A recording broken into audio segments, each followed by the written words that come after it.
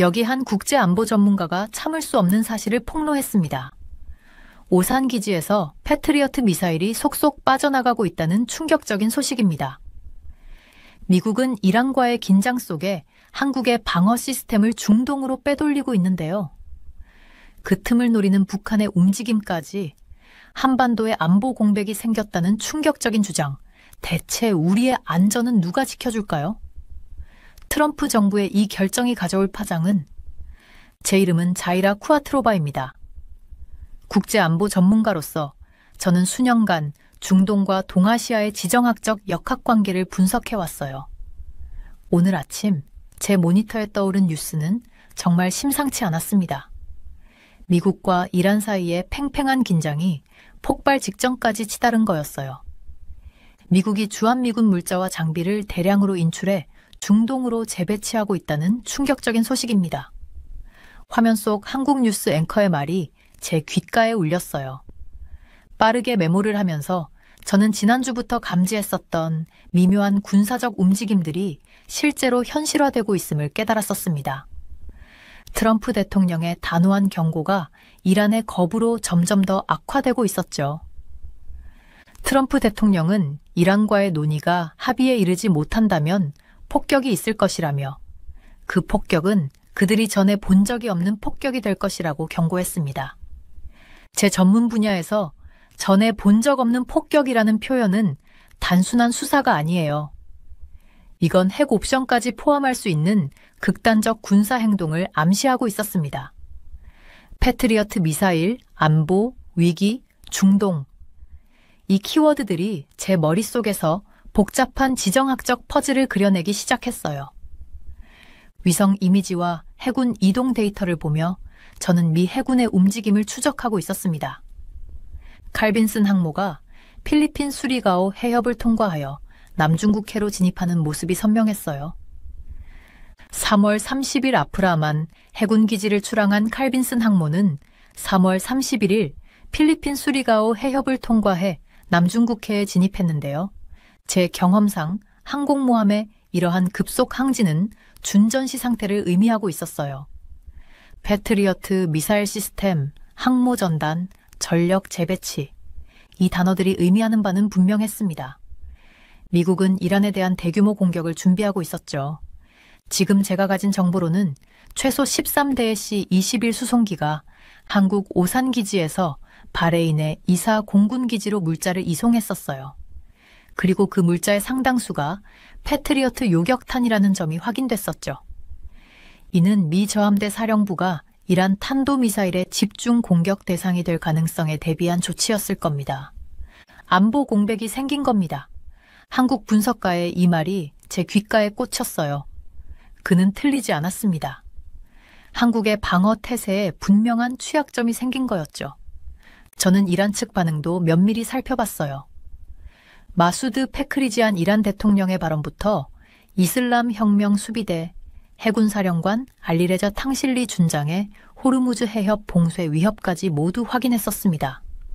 아직 명령이 내려오지는 않았지만 명령이 내려온다면 우리는 즉각 호르무즈 해협을 봉쇄할 것이라며 우리는 두 이맘의 명령을 이행할 것이고 이스라엘은 세계 지도에서 사라질 것이라고 위협했습니다.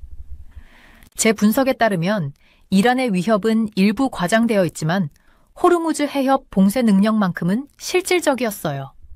만약 이것이 현실화된다면 전 세계 석유와 천연가스 가격이 폭등할 것이고 글로벌 경제는 심각한 타격을 입을 거예요.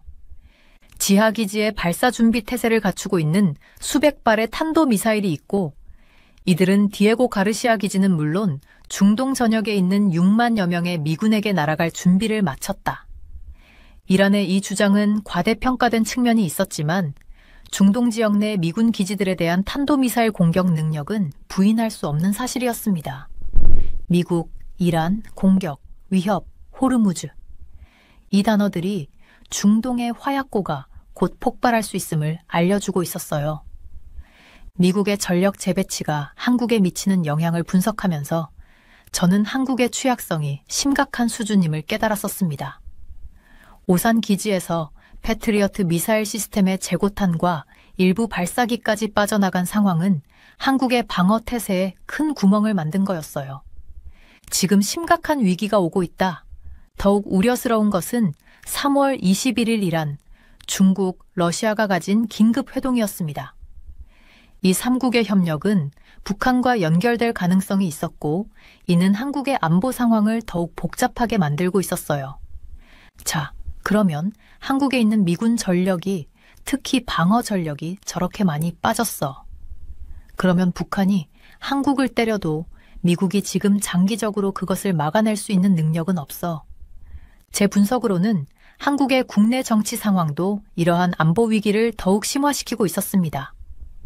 대통령 탄핵 논란과 국방부 장관 공백 상태는 국가 안보 결정의 치명적인 약점을 드러내고 있었어요. 국민의힘, 탄핵, 정치적 갈등, 안보 공백. 이 단어들이 한국의 복잡한 정치 안보 상황을 설명해주고 있었습니다. 이란 위기는 전 세계적으로 연쇄 반응을 일으키고 있었어요. 저는 추가 정보를 분석하며 우크라이나 전쟁 상황까지 고려했었죠. 트럼프 대통령과 젤렌스키 대통령 사이의 광물 협정 문제, 러시아의 도네츠크와 루간스크 지역 공세 강화, 유럽의 우크라이나 지원 전략 변화 등이 모두 연결되어 있음을 발견했었습니다. 크루스크를 회복했다 보니까 거기에 투입됐던 많은 병력들 다 빼서 이제 도네스크, 루안스크로 이동을 시켰겠죠. 또한 프랑스의 마린 르펜 대표에 대한 유죄 판결, 태국에서 중국 기업이 건설 중이던 건물의 붕괴 사고 등 세계 각국의 상황들이 모두 미이란 갈등의 그림자 아래 움직이고 있었어요. 미얀마에서 완전히 그냥 초대형 강진이 났죠. 그래서 얼마나 초대형이냐?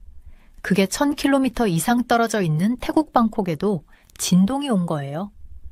이 모든 국제적 사건들이 미국의 중동 전략과 어떻게 연결되는지 분석하면서 저는 주한미군 재배치가 단순한 군사적 결정이 아닌 복잡한 지정학적 체스게임의 일부임을 확신하게 되었습니다. 제 분석을 종합하면 미국과 이란 사이의 군사적 충돌은 거의 불가피해 보였어요. 트럼프 대통령의 전례 없는 폭격, 경고와 이란의 완강한 태도는 협상의 여지를 좁히고 있었습니다. 이란이 핵 협상이 결렬될 경우 공습은 물론 이란에 대한 추가 제재 등 강력한 대응 조치에 나설 것임을 여러 차례 천명한 바 있는데요. 이 충돌이 발생한다면 그 여파는 중동을 넘어 한국을 포함한 동아시아까지 미칠 것이었어요. 주한미군의 방어 전력 약화는 북한에게 기회의 창을 열어줄 수 있었으며 중국과 러시아의 개입 가능성도 배제할 수 없었습니다. 대한민국에는 재고탄이 없는 거죠. 그런데 지금 우리 대한민국은 그 오상이지, 공군작전, 우리 한국의 공군작전 사령부도 있는 그 오상이지. 그걸 지킬 수 있는 능력은 되냐? 안 되는 거죠. 제가 우려하는 것은 한국의 국내 정치 갈등이 이러한 안보 위기 상황에서 적절한 대응을 방해할 수 있다는 점이었어요. 국가 안보는 정파적 이익을 넘어서는 문제임에도 국민의힘을 포함한 정치권이 이를 제대로 인식하지 못하고 있는 것 같았습니다. 국민의힘은 수권 정당으로서 또 여당으로서 그 능력을 지금이야말로 보여줘야 됩니다. 저 자이라 쿠아트로바는 지난 20년간의 안보 분석 경험을 토대로 이 상황이 근시일 내에 격화될 것으로 예측했어요. 칼빈슨 항모의 신속한 이동, 패트리어트 미사일 시스템의 재배치, 호르무즈 해협 봉쇄 위협, 이 모든 요소들이 글로벌 안보 지형을 뒤흔들 충돌의 임박함을 알려주고 있었습니다. 전 세계가 미국과 이란의 다음 행보를 주시하는 가운데 한국과 같은 미국의 동맹국들은 예상치 못한 안보 공백에 직면하게 되었어요. 이 위기가 어떻게 전개될지, 그리고 그것이 동아시아 안보 구조에 어떤 영향을 미칠지는 앞으로 며칠이 결정적일 것이었습니다. 지금 어떤 일이 진행되고 있는지 깨닫고 그에 적절히 대응하는 것이 모든 관련국의 최우선 과제가 되어야 할 것이었어요. 남중국해 상공에서 찍힌 위성 이미지가 제 컴퓨터 화면을 가득 채웠어요. 미 해군의 거대한 항공모함 칼빈슨의 모습이었습니다. 바다를 가르며 전속력으로 나아가는 항모의 모습은 어떤 역사 교과서에도 나오지 않는 살아있는 현대사의 한 장면이었죠. 칼빈슨이 필리핀 수리가오 해협을 통과했습니다. 제 동료 정보 분석가가 보내온 메시지였어요. 저는 바로 데이터를 확인했습니다. 맞았어요. 3월 30일 괌 아프라만 해군기지를 출항한 칼빈슨 항모는 이미 3월 30일 필리핀 수리가오 해협을 통과해 남중국해로 진입했었죠. 이 속도는 일반적인 항해가 아니었습니다. 이건 전쟁을 준비하는 움직임이었어요. 이건 단순한 항해가 아니에요. 이건 준전시 상태예요. 저는 혼잣말로 중얼거렸습니다.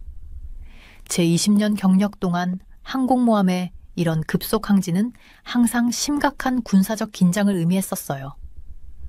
마우스를 클릭하자 다른 화면이 열렸습니다. 오산 공군기지에서 이륙하는 CA-10 글로브마스터 수송기들의 모습이 보였어요. 거대한 군용 수송기가 한국의 하늘을 떠나 중동으로 향하고 있었습니다. 13대, 아니 더 많을 수도 있겠네요. 지금까지 확인된 것만 최소 13대의 C-21 수송기가 한국 오산기지에서 바레인의 이사 공군기지로 물자를 이송했었습니다. 그리고 그 물자의 상당수가 패트리어트 요격탄이라는 점이 확인됐어요. 이는 분명 미 저함대 사령부가 이란 탄도미사일의 집중 공격 대상이 될 가능성에 대비한 조치였을 것입니다. 저는 키보드를 두드리며 화면을 넘겼어요. 미 해군 저함대의 현재 배치 상황이 나타났습니다. 바레인에 위치한 미 해군 저함대는 아라비아해, 홍해, 페르시아만 등 중동 주변 해역을 담당하고 있었죠. 그리고 지금 그들은 이란의 위협에 직면해 있었어요. 미국이 패트리어트 미사일을 한국에서 빼내 중동으로 보내고 있습니다. 한국의 군사 전문가가 뉴스에서 말하고 있었어요. 그의 목소리에선 불안감이 느껴졌습니다. 당연했죠. 이건 한국의 방어 체계에 구멍을 만드는 일이었으니까요. 저는 다시 칼빈슨 항모의 이동 경로를 살펴봤어요. 이 거대한 전쟁 기계는 9만 7천 톤의 무게에 길이가 333m에 달하는 니미츠급 항공모함이었습니다. 90대 이상의 항공기를 탑재할 수 있고 5천 명이 넘는 승무원이 탑승하고 있었죠. 그리고 지금 이 모든 전력이 이란을 향해 움직이고 있었어요. 이건 분명 공격 준비예요. 저는 동료에게 메시지를 보냈어요. 패트리어트 미사일 시스템, 항모 전단, 전력 재배치. 이 모든 움직임이 의미하는 바는 분명했습니다. 미국은 이란에 대한 대규모 공격을 준비하고 있었어요. 그런데 이 모든 과정에서 가장 눈에 띄는 것은 주한미군의 전력이 대거 빠져나가고 있다는 점이었습니다. 오산기지에서는 패트리어트 미사일 시스템의 재고탄뿐만 아니라 일부 발사기까지 중동으로 이송되고 있었어요. 이는 한반도 방어 태세에 심각한 공백을 만드는 일이었죠. 한국의 안보 공백이 생긴 겁니다. 한국의 한 안보 전문가의 분석이 제 귀에 꽂혔어요. 그는 정확했습니다. 한국의 방어 태세에 분명한 취약점이 생긴 것이었어요. 북한이 이 틈을 노릴 가능성도 배제할 수 없었습니다. 저는 다시 위성 이미지로 돌아갔어요. 칼빈슨 항모 주변에는 이지스 구축함들이 호위하고 있었습니다. 이 강력한 해상 전력은 이란의 해상 위협에 대응하기 위한 것이었죠. 특히 호르무즈 해협 봉쇄 위협에 대한 대비책이었을 겁니다. 미국은 호르무즈 해협을 확보하기 위해 모든 전력을 집중하고 있는 것 같아요. 제 분석 노트에 이렇게 적었어요. 호르무즈 해협은 세계 원유 수송의 약 20%가 통과하는 전략적 요충지였습니다. 이곳이 봉쇄된다면 세계 에너지 시장은 대혼란에 빠질 것이었죠. 위성 자료와 함께 미 국방부의 공식 발표도 확인했습니다. 그들은 이란에 대한 군사적 압박을 강화하기 위해 중동 지역에 추가 전력을 배치 중이라고 밝혔어요. 하지만 주한미군의 전력 감축에 대해서는 명확한 언급을 피하고 있었습니다. 전형적인 군사적 기만이었죠. 한국은 지금 어떻게 대응하고 있습니까? 저는 서울의 정보원에게 메시지를 보냈어요. 답변은 짧았습니다. 혼란스러워 보입니다. 정치적 갈등으로 명확한 대응이 이루어지지 않고 있어요. 이는 더욱 우려스러운 소식이었어요. 안보 위기 상황에서 정치적 갈등은 치명적일 수 있기 때문이었죠. 창밖을 바라보며 저는 이 모든 상황이 어디로 향할지 고민했어요. 칼빈슨의 항지는 단순한 해군 작전이 아니었습니다. 이는 국제 질서의 변화를 알리는 신호탄이었고 한반도의 안보 환경에도 직접적인 영향을 미칠 사건이었어요. 저의 분석 결과는 점점 더 암울해졌습니다. 미국과 이란의 충돌이 불가피해 보였고 그 여파는 한국을 포함한 동아시아까지 미칠 것이었어요. 특히 북한이 이 기회를 활용할 가능성이 높았습니다. 칼빈슨의 항진이 시작됐다. 이제 곧 폭풍이 몰아칠 거예요. 저는 이 말을 노트에 적으며 다가올 위기에 대비해야 한다고 생각했습니다. 칼빈슨 항모가 남중국해를 지나 페르시아만으로 향하는 동안 세계는 새로운 국제 질서의 변화를 맞이하게 될 것이었으니까요. 호르무즈 해협에서 석유 탱커들이 천천히 움직이고 있었어요. 저는 위성 이미지를 통해 그 모습을 확인하면서 이란의 해군 활동에 대한 보고서를 작성하고 있었습니다. 그때 뉴스 알림이 울렸어요. 이란 혁명수비대 해군 사령관 알리레자 탕실리 준장이 충격적인 발언을 했습니다. 제 심장이 빠르게 뛰기 시작했어요. 탕실리 준장은 이미 여러 차례 위협적인 발언으로 국제사회를 긴장시켰던 인물이었습니다. 아직 명령이 내려오지는 않았지만 명령이 내려온다면 우리는 즉각 호르무즈 해협을 봉쇄할 것입니다. 저는 빠르게 메모하면서 그 의미를 분석했어요.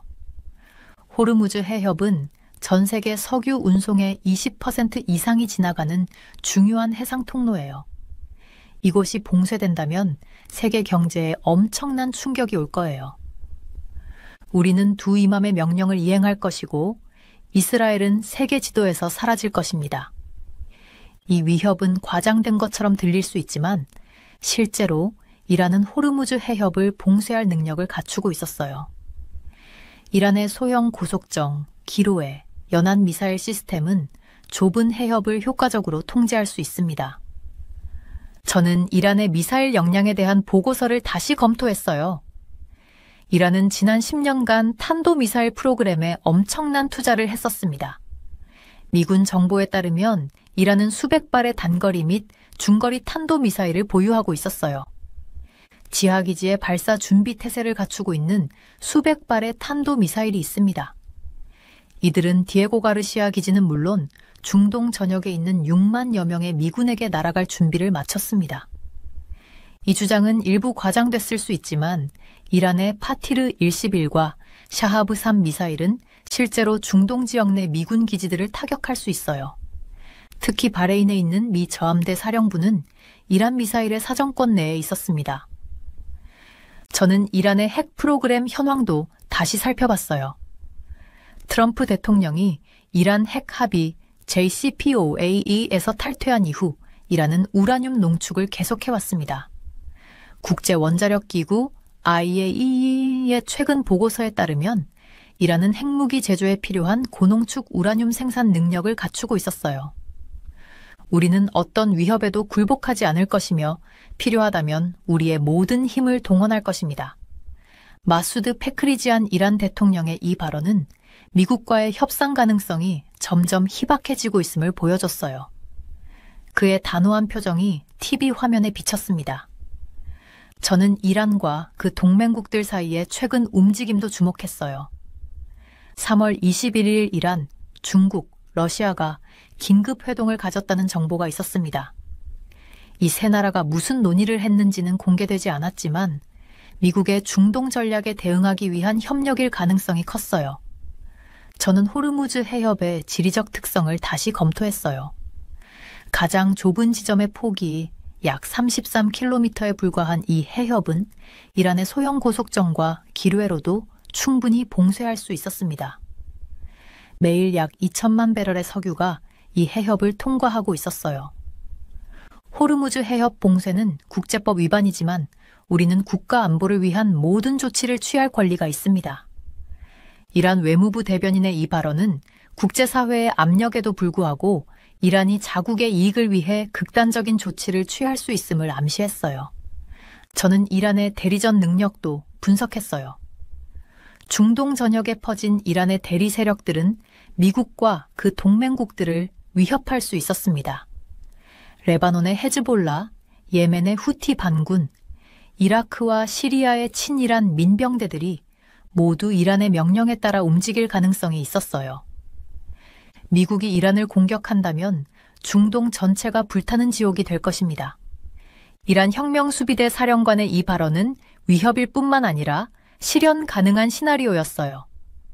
이란은 중동 전역에 영향력을 확대해왔고 그 영향력을 이용해 미국과 그 동맹국들에게 타격을 줄 수 있었습니다. 저는 세계 석유 시장에 미칠 영향도 계산해봤어요. 호르무즈 해협이 봉쇄된다면 석유 가격은 배럴당 $200 이상으로 폭등할 수 있었습니다. 이는 전 세계 경제에 심각한 타격을 줄 것이고 특히 한국처럼 석유 수입에 의존하는 국가들이 큰 피해를 입을 거예요. 저의 분석에 따르면 이란의 위협은 결코 허세가 아니었습니다. 그들은 호르무즈 해협을 봉쇄할 능력을 가지고 있었고 중동 전역의 미군 기지들을 타격할 수 있는 미사일도 보유하고 있었어요. 만약 미국이 전례 없는 폭격을 감행한다면 이란도 모든 수단을 동원해 맞대응할 것이 분명했습니다. 저는 마지막으로 북한과 이란의 연결고리도 살펴봤어요. 두 나라는 오랫동안 군사기술을 공유해왔고 이란의 미사일 기술 중 일부는 북한에서 온 것으로 알려져 있었습니다. 만약 미국과 이란 사이의 갈등이 고조된다면 북한도 어떤 식으로든 개입할 가능성이 있었어요. 호르무즈 해협, 탄도미사일, 석유 위기, 이란의 위협, 이 모든 요소들이 서로 얽혀 중동의 화약고를 더욱 위험하게 만들고 있었습니다. 미국의 전력 재배치가 한국에 미치는 영향을 꼼꼼히 살펴봤어요. 패트리어트 미사일 시스템이 빠져나가면서 한반도에 큰 구멍이 생겼습니다. 저는 이게 단순한 재배치가 아니라는 걸 직감적으로 알았어요. 이건 정말 심각한 상황이에요. 제 목소리가 사무실에 울렸어요. 컴퓨터 화면에는 오산 기지의 위성 사진이 펼쳐져 있었습니다. 예전에는 패트리어트 발사대가 줄지어 있던 자리가 텅 비어 있었어요. 미국은 단지 재고탄뿐만 아니라 발사기까지 가져갔습니다. 이건 일시적인 조치가 아니라 장기적인 전략 변화를 의미했어요. 북한이 이 틈을 놓치지 않을 거예요. 동료 김 박사의 말이 귓가에 맴돌았어요. 그는 틀리지 않았습니다. 북한은 항상 이런 틈새를 노려왔으니까요. 위성 자료를 더 자세히 분석하면서 충격적인 사실을 발견했어요.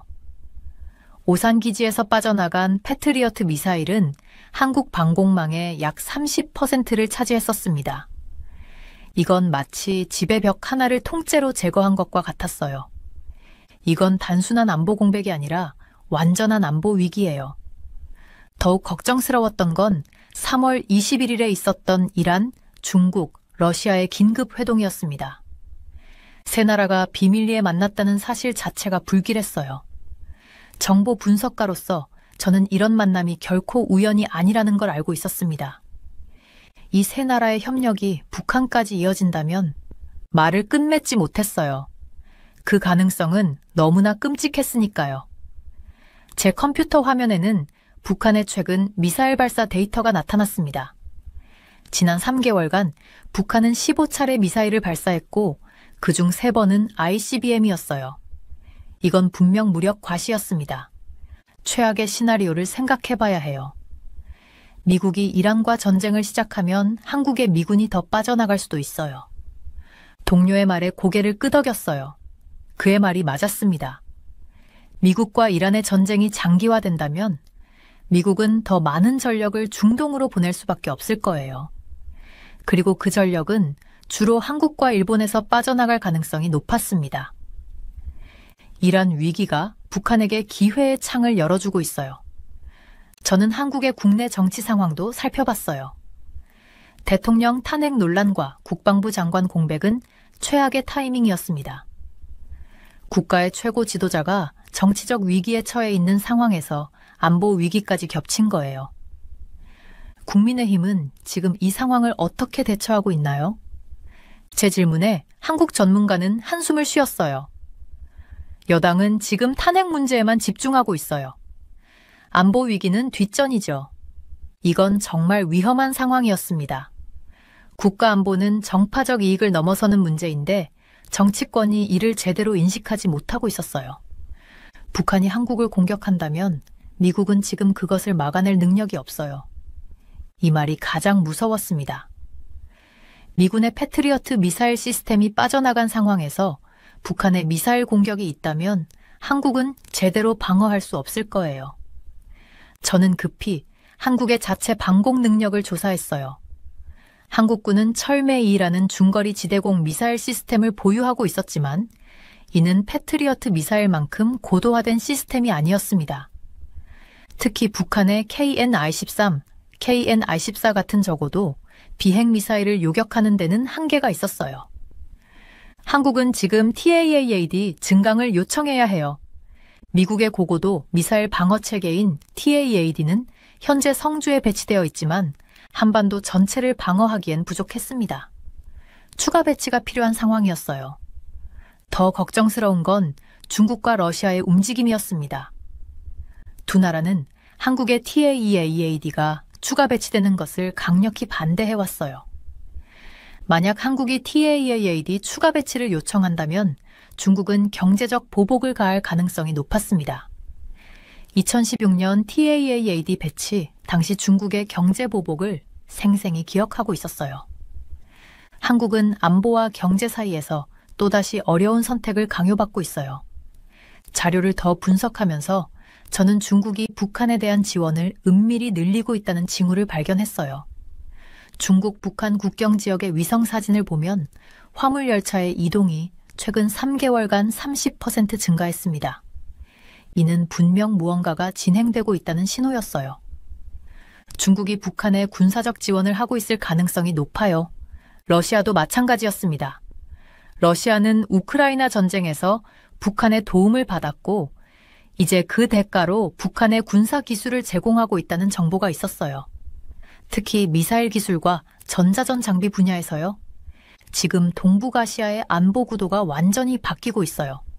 한반도 주변의 강대국들이 모두 움직이고 있었습니다. 미국은 중동으로 전력을 재배치하고 중국과 러시아는 북한과의 협력을 강화하고 있었어요. 이런 상황에서 한국은 홀로 남겨진 느낌이었습니다. 한국은 자체 방위력을 강화해야 해요. 저는 한국의 방위산업 현황도 조사했어요. 한국은 K2 전차, KF-21 전투기 등 우수한 무기 체계를 개발하고 있었지만 미사일 방어 시스템은 아직 미국에 크게 의존하고 있었습니다. 이는 큰 약점이었어요. 한국이 자체 미사일 방어망을 구축하는데 얼마나 시간이 필요할까요? 최소 5년, 아마도 10년은 걸릴 거예요. 이건 너무 긴 시간이었습니다. 당장의 위기에는 도움이 되지 않았어요. 저는 한국의 국방비 지출도 살펴봤습니다. GDP의 2.6%를 국방에 쓰고 있었는데 이는 북한의 위협을 고려하면 충분하지 않았어요. 특히 미국의 방어 우산이 약해진 상황에서는요. 한국은 국방비를 늘려야 해요. 최소 GDP의 3.5%까지는 올려야 해요. 하지만 이것도 단기적인 해결책은 아니었습니다. 당장의 위기에 대응하려면 한국은 미국과의 동맹을 재확인하고 미군 전력의 한반도 복귀를 요청해야 했어요. 미국이 과연 들어줄까요? 이건 큰 질문이었습니다. 중동에서 위기가 고조되는 상황에서 미국이 한반도에 추가 전력을 배치할 여유가 있을지 의문이었어요. 한미 동맹의 진정한 가치가 시험받는 순간이에요. 저는 한국의 외교적 선택지도 검토했어요. 일본과의 안보 협력 강화, 호주와의 방위산업 협력, 나토와의 파트너십 확대 등 다양한 방안이 있었습니다. 하지만 이런 노력들도 시간이 필요했어요. 지금 당장 한국이 할 수 있는 건 뭘까요? 가장 현실적인 대안은 자체 경계 태세를 최고 수준으로 올리고 예비군 훈련을 강화하며 미사일 조기 경보 시스템을 보강하는 것이었습니다. 또한 외교적으로는 미국과 긴급 안보 협의를 시작해야 했어요. 북한이 이 기회를 놓치지 않을 거예요. 그들은 항상 한미 동맹의 틈새를 노려왔으니까요. 역사적으로 북한은 미국이 중동이나 다른 지역에 집중할 때마다 도발을 해왔습니다. 1950년 한국전쟁도 미국의 관심이 다른 곳에 있을 때 시작되었어요. 역사는 반복되는 걸까요? 저는 이 질문에 대한 답을 찾기 위해 계속해서 자료를 분석했습니다. 한 가지 확실한 건 한국의 안보 상황이 매우 취약해졌다는 사실이었어요. 그리고 이 취약성은 곧 북한에 의해 시험받을 가능성이 높았습니다. 이건 정말 완벽한 폭풍이에요. 미국의 재배치, 북한의 기회, 한국의 정치적 혼란. 제 분석은 명확했어요. 한국은 지금 심각한 안보 위기에 직면해 있었습니다. 그리고 이 위기는 앞으로 더 악화될 가능성이 높았어요. 이란 위기는 전 세계적으로 연쇄 반응을 일으키고 있었어요. 추가 정보를 분석하면서 저는 우크라이나 전쟁 상황까지 함께 고려했습니다. 트럼프 대통령과 젤렌스키 대통령 사이의 광물 협정 문제가 점점 복잡해지고 있었어요. 러시아는 도네츠크와 루간스크 지역에서 공세를 강화하고 있었죠. 유럽의 우크라이나 지원 전략도 눈에 띄게 변화하고 있었습니다. 이 모든 상황이 서로 연결되어 있다는 사실을 발견했어요. 크루스크를 회복했다 보니까 거기에 투입됐던 많은 병력들 다 빼서 이제 도네스크, 루안스크로 이동을 시켰겠죠. 이 분석가의 말이 정확했어요. 러시아군은 빠르게 전선을 재조정하고 있었습니다. 그들의 움직임은 마치 체스판의 말들처럼 전략적이었어요. 한 지역에서 물러나는 동시에 다른 지역에서는 공세를 강화하는 모습이었죠. 유럽에서는 또 다른 정치적 지진이 일어나고 있었습니다. 프랑스의 마린 르펜 대표가 유죄 판결을 받았어요. 이 소식은 유럽 전체의 정치 지형에 큰 파장을 일으켰죠. 우익 정당들의 입지가 흔들리는 상황에서 우크라이나 지원에 대한 유럽의 결정도 불확실해지고 있었습니다. 프랑스 정치가 더 혼란스러워질 거예요. 르펜의 지지자들은 이것이 정치적 탄압이라고 주장하고 있죠. 아시아에서도 상황은 복잡했어요. 태국에서는 중국 기업이 건설 중이던 건물이 붕괴되는 사고가 발생했습니다. 이 사건은 단순한 건설 사고처럼 보였지만 실제로는 중국의 1대1로 정책의 문제점을 드러내는 사례였어요. 미얀마에서 완전히 그냥 초대형 강진이 났죠. 그래서 얼마나 초대형이냐. 그게 1000km 이상 떨어져 있는 태국 방콕에도 진동이 온 거예요. 자연재해조차도 지역 정세에 영향을 미치고 있었습니다. 미얀마의 지진은 이미 정치적으로 불안정한 지역에 추가적인 혼란을 가져왔어요. 구호 활동을 위한 국제적 노력도 진행됐지만 군사 정권의 통제로 인해 어려움을 겪고 있었죠. 저는 컴퓨터 화면을 통해 세계 각지의 뉴스를 빠르게 스크롤하며 패턴을 찾았어요. 모든 것이 연결되어 있었습니다. 미국의 중동 전략 변화는 마치 도미노처럼 전 세계에 영향을 미치고 있었어요. 세계는 더 이상 고립된 섬이 아닙니다. 한 지역의 위기는 곧 글로벌 위기로 번질 수 있어요. 중동의 긴장은 석유 가격에 즉각적인 영향을 미쳤습니다. 국제 원유 가격이 급등하면서 이미 인플레이션으로 고통받던 국가들의 경제는 더욱 악화됐어요. 특히 에너지 수입에 의존하는 한국 같은 나라들은 직접적인 타격을 받고 있었죠. 원유 가격이 또 올랐어요. 이게 계속되면 우리 경제가 버티기 힘들 거예요. 주한미군의 재배치가 단순한 군사적 결정이 아니라는 점이 점점 분명해졌어요. 이것은 복잡한 지정학적 체스게임의 일부였습니다. 트럼프 대통령의 결정은 한국의 안보뿐만 아니라 전 세계 동맹 체계에 영향을 미치고 있었어요. 중국과 러시아는 이란과의 긴급 회동 이후 더욱 적극적인 행보를 보이고 있었습니다. 그들은 미국의 힘이 분산되는 상황을 이용하려는 듯 했어요. 특히 중국은 남중국해에서의 활동을 강화하고 있었죠. 중국이 또 인공섬에 군사시설을 증축하고 있다는 보도가 있었어요. 미국이 중동에 집중하는 틈을 노리는 거죠. 저는 모든 정보를 종합하며 큰 그림을 그려보려 했어요. 지도 위에 각 국가의 움직임을 표시하니 마치 거대한 체스판이 보이는 듯 했습니다. 모든 강대국들이 자신의 이익을 위해 움직이고 있었어요. 그리고 그 중심에는 이란과 미국의 충돌 가능성이 있었죠. 결국 주한미군 재배치는 단순히 한국의 문제가 아니었습니다. 이것은 미국의 글로벌 전략 변화를 보여주는 신호였어요. 트럼프 대통령이 중동에 집중하면서 다른 지역에서는 새로운 안보 공백이 생겨나고 있었습니다. 이것은 새로운 세계 질서의 시작일 수도 있어요. 미국의 패권이 도전받는 시대가 오고 있죠. 국제 정세의 연쇄 반응은 계속되고 있었습니다. 그리고 저는 이 모든 상황을 지켜보며 다가올 폭풍을 예측하려 노력하고 있었어요. 한 가지 확실한 것은 세계는 중대한 변화의 시기를 맞이하고 있다는 점이었습니다. 그리고 그 변화의 중심에는 중동의 화약고가 있었어요. 해가 서서히 지평선 너머로 떨어지고 있었어요. 사무실 창문 너머로 붉게 물든 하늘을 바라보며 저는 깊은 한숨을 내쉬었습니다. 모니터에 펼쳐진 수많은 보고서와 뉴스 기사들이 모두 같은 방향을 가리키고 있었죠. 미국과 이란 사이의 군사적 충돌은 이제 거의 불가피해 보였어요. 트럼프 대통령의 전례 없는 폭격 경고가 귓가에 맴돌았습니다.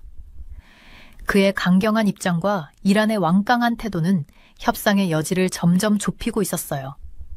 이란이 핵 협상이 결렬될 경우 공습은 물론 이란에 대한 추가 제재 등 강력한 대응 조치에 나설 것임을 여러 차례 천명한 바 있는데요.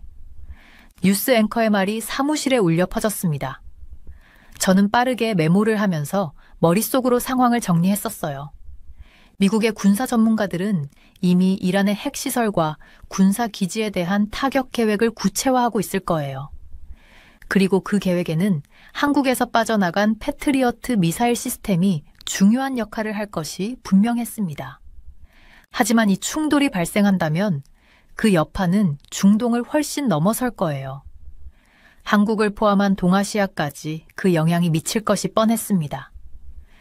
주한미군의 방어 전력 약화는 북한에게 절호의 기회를 제공할 수 있었죠. 더구나 중국과 러시아의 개입 가능성도 배제할 수 없었어요. 대한민국에는 재고탄이 없는 거죠. 그런데 지금 우리 대한민국의 오상이지, 공군작전 사령부도 있는 그 오상이지, 그걸 지킬 수 있는 능력은 되냐? 안 되는 거죠. 한국 군사 전문가의 이 말에 저는 고개를 끄덕였습니다. 그의 분석이 정확했어요. 패트리어트 미사일 체계가 빠져나간 한국의 방공망에는 큰 구멍이 생겼습니다. 만약 북한이 이 틈을 노린다면 한국은 심각한 위험에 처할 수 있었어요. 책상 위 컴퓨터에서 또 다른 알림이 울렸습니다. 새로운 위성 이미지였어요. 이란 혁명 수비대가 호르무즈 해협 근처에서 훈련을 강화하고 있었습니다.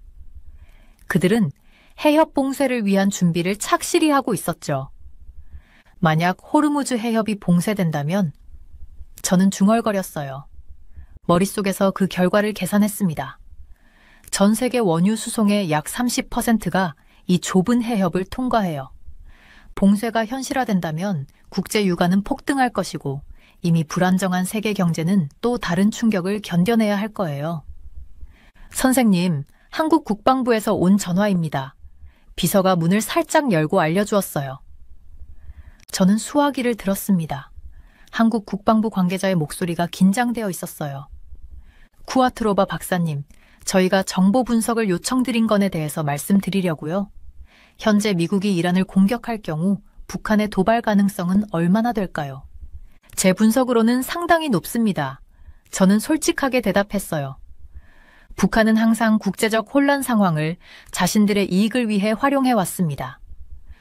주한미군의 방어 전력이 약화된 지금 그들은 최소한 군사적 시위를 통해 한국과 미국을 시험해 볼 가능성이 매우 큽니다. 전화를 끊고 저는 창밖을 바라보았어요. 한국의 국내 정치 상황이 더욱 걱정되었습니다. 대통령 탄핵 논란과 국방부 장관 공백 상태는 이런 위기 상황에서 신속하고 일관된 대응을 어렵게 만들고 있었어요. 국민의힘은 수권 정당으로서 또 여당으로서 그 능력을 지금이야말로 보여줘야 됩니다. 어제 한국 정치평론가의 이 말이 떠올랐습니다. 저는 정치적 갈등이 국가 안보를 위협할 수 있다는 점이 더욱 우려되었어요. 안보는 정파적 이익을, 아니 모든 이익을 넘어서는 문제인데 정치권이 이를 제대로 인식하지 못하고 있는 것 같았습니다. 지난 20년간의 안보 분석 경험을 토대로 저는 이 상황이 빠르게 격화될 것으로 예측했어요. 칼빈슨 항모의 신속한 이동, 패트리어트, 미사일 시스템의 재배치, 호르무즈 해협 봉쇄 위협. 이 모든 요소들이 대규모 충돌의 임박함을 알려주고 있었습니다. 데스크에 놓인 사진을 집어들었어요. 몇 년 전 한국의 비무장지대를 방문했을 때 찍은 사진이었습니다. 당시에는 한반도가 평화를 향해 나아가는 듯 했어요. 하지만 지금 그 평화는 너무나 위태로워 보였습니다. 이 위기가 어떻게 끝날까요? 사무실에 들어온 내 조수가 물었어요. 글쎄, 단언하기는 어렵네. 저는 고개를 가로저었어요. 하지만 확실한 건 전 세계가 미국과 이란의 다음 행보를 주시하고 있다는 거야. 특히 한국과 같은 미국의 동맹국들은 예상치 못한 안보 공백에 직면했어. 이 위기가 어떻게 전개될지, 그리고 그것이 동아시아 안보 구조에 어떤 영향을 미칠지는 앞으로 며칠이 결정적일 거야. 저는 컴퓨터 앞으로 돌아가 새로운 보고서를 작성하기 시작했습니다. 세계 각국 정부와 기업들이 제 분석을 기다리고 있었어요. 지금 어떤 일이 진행되고 있는지 깨닫고 그에 적절히 대응하는 것이 모든 관련국의 최우선 과제가 되어야 한다. 저는 키보드를 두드리며 말했습니다. 창밖으로 완전히 어두워진 하늘을 바라보면서 저는 이 위기가 국제관계의 새로운 장을 열게 될 것임을 직감했어요. 미국과 이란 사이의 군사적 충돌은 단순한 지역 갈등을 넘어 글로벌 안보 구조와 국제 질서에 근본적인 변화를 가져올 수 있었습니다. 저는 깊은 숨을 들이마시고 내일 다가올 폭풍에 대비했습니다. 국제안보 전문가로서 이것이 제가 할 수 있는 최선이었어요. 상황을 분석하고 경고하고 대비하는 것. 그리고 무엇보다 희망을 잃지 않는 것. 왜냐하면 국제정치의 역사가 증명하듯 가장 어두운 위기 속에서도 외교적 해결책은 항상 존재해왔으니까요. 평화로운 아침이었어요. 사무실 창문으로 햇살이 들어오고 있었죠. 저는 컴퓨터 앞에 앉아 최근 들어온 보고서를 살펴보고 있었습니다. 갑자기 전화벨이 울렸어요. 여보세요. 조린 바즈카니안입니다. 조린 씨, 긴급 회의가 소집됐어요. 트럼프 대통령이 일본에 관세를 부과했습니다. 동료의 목소리가 급했어요. 저는 국제무역관계 전문가로서 이런 상황이 올 것이라고 예상했었어요. 하지만 이렇게 빨리 닥칠 줄은 몰랐습니다. 회의실에 들어서자 모두의 얼굴이 심각했어요. 대형 스크린에는 일본 시장의 주가가 폭락하는 그래프가 보였습니다. 일본이 그동안 트럼프 대통령에게 보여준 노력이 물거품이 되는 순간이었죠. 일본은 어떻게 대응하고 있나요? 저는 물었어요. 현재로서는 충격에서 벗어나지 못하고 있었어요. 이바 총리가 긴급 기자회견을 준비하고 있었습니다. 일본의 전략은 처음부터 위험했었어요. 그들은 미국에 엄청난 선물을 주면 관세를 피할 수 있을 거라고 생각했었습니다. 이것은 과거에 통했던 방식이었죠. 하지만 트럼프 대통령은 달랐어요. 일본이 미국에 약속한 투자 규모가 얼마였죠? 회의실에 있던 누군가가 물었어요. 총 1조 달러에 달했었습니다. 우리 돈으로 약 1056조 원이죠. 저는 숫자를 확인하며 대답했어요. 소프트뱅크의 손정혜 회장도 143조 원에 가까운 투자를 약속했었죠. 일본은 이런 엄청난 제안으로 트럼프의 마음을 돌릴 수 있을 거라고 믿었습니다. 하지만 트럼프 대통령은 그런 제안에도 불구하고 일본 자동차에 25%의 관세를 부과했어요. 일본 자동차 산업에게는 치명적인 타격이었습니다. 작년에만 일본이 미국에 수출한 자동차 금액이 61조 원을 넘었었어요. 토요타는 미국 시장에서 233만 대의 자동차를 팔았었죠. 이것은 단순한 무역 분쟁이 아니에요. 저는 동료들에게 말했어요. 트럼프 대통령의 미국 우선주의가 가져온 새로운 국제 질서의 시작입니다. 일본의 산업 전체가 흔들리고 있었어요. 미국으로의 수출이 전체 수출의 29%를 차지하고 있었기 때문에 충격은 더 컸습니다. 일본 정부는 그동안의 노력이 헛되었다는 사실에 만견자실했었죠. 회의실의 텔레비전에서는 도쿄 증시의 폭락 소식이 계속 나오고 있었어요. 일본 자동차 회사들의 주가가 급락했습니다. 투자자들은 공황 상태였죠. 그런데 한국은 어떻게 대응하고 있나요? 갑자기 누군가 물었어요. 저는 미소를 지었습니다. 한국은 매우 다른 접근법을 택했어요. 그리고 그것이 지금 성공적으로 보입니다. 한국의 현대자동차는 미국 내 생산을 늘리는 전략을 택했었어요. 정의선 회장은 미국에서 31조 원을 투자하겠다고 발표했습니다.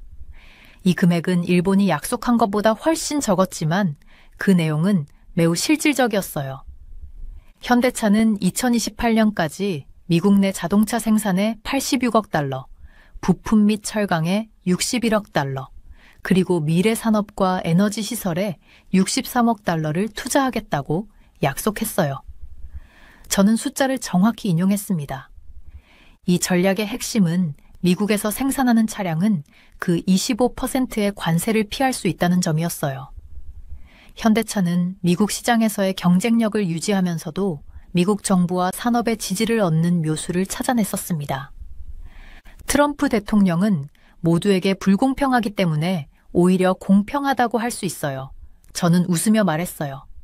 그는 예측하기 어렵지만 그렇기 때문에 창의적인 해결책을 찾아내면 기회가 될 수도 있습니다. 회의가 끝나고 사무실로 돌아오는 길에 저는 생각했어요. 국제무역의 새로운 질서 속에서 살아남는 법은 단순히 선물을 주는 것이 아니라 상호 이익이 되는 실질적인 해결책을 제시하는 것이었습니다. 한국의 전략은 그런 면에서 매우 현명했었어요. 창밖을 보니 해가 서서히 지고 있었습니다. 오늘의 충격적인 뉴스는 내일의 새로운 변화를 가져올 거라는 생각이 들었어요. 국제무역의 세계에서 20년 넘게 일해온 저로서는 이런 변화의 시기가 언제나 가장 흥미로웠습니다. 트럼프의 당선이 확실시되자마자 일본은 엄청난 선물 보따리를 미국에게 안겨다 주었어요. 이바 시게루 총리는 미국 방문을 통해 앞으로 미국에게 총 1조 달러, 즉 우리 돈 1056조 원에 달하는 투자를 약속했었습니다. 저는 그 순간 일본이 얼마나 필사적인지 깨달았었죠. 그들은 미국에 주둔하는 주일 미군에 대한 분담금도 대폭 올리겠다고 했었어요. 미국이 물어보지도 않았는데 알아서 올려주었던 것이었습니다. 소프트뱅크의 손정혜 회장 역시 얼마 전 미국에 가서 트럼프에게 귀여운 자본주의 재롱을 펼쳤었죠. 무려 143조 원에 가까운 돈을 미국에게 투자하겠다고 약속했었습니다. 저는 이러한 상황을 지켜보며 깊은 고민에 빠졌었어요. 일본은 절대로 헛돈 쓰지 않습니다. 100원을 쓰면 최소 1000원의 이득을 기대하기 때문이었어요. 이런 어마어마한 투자 약속은 무엇을 위한 것일까요? 저는 동료들과 토론하고 있었죠. 일본의 이런 행동에는 분명한 의도가 숨겨져 있었습니다.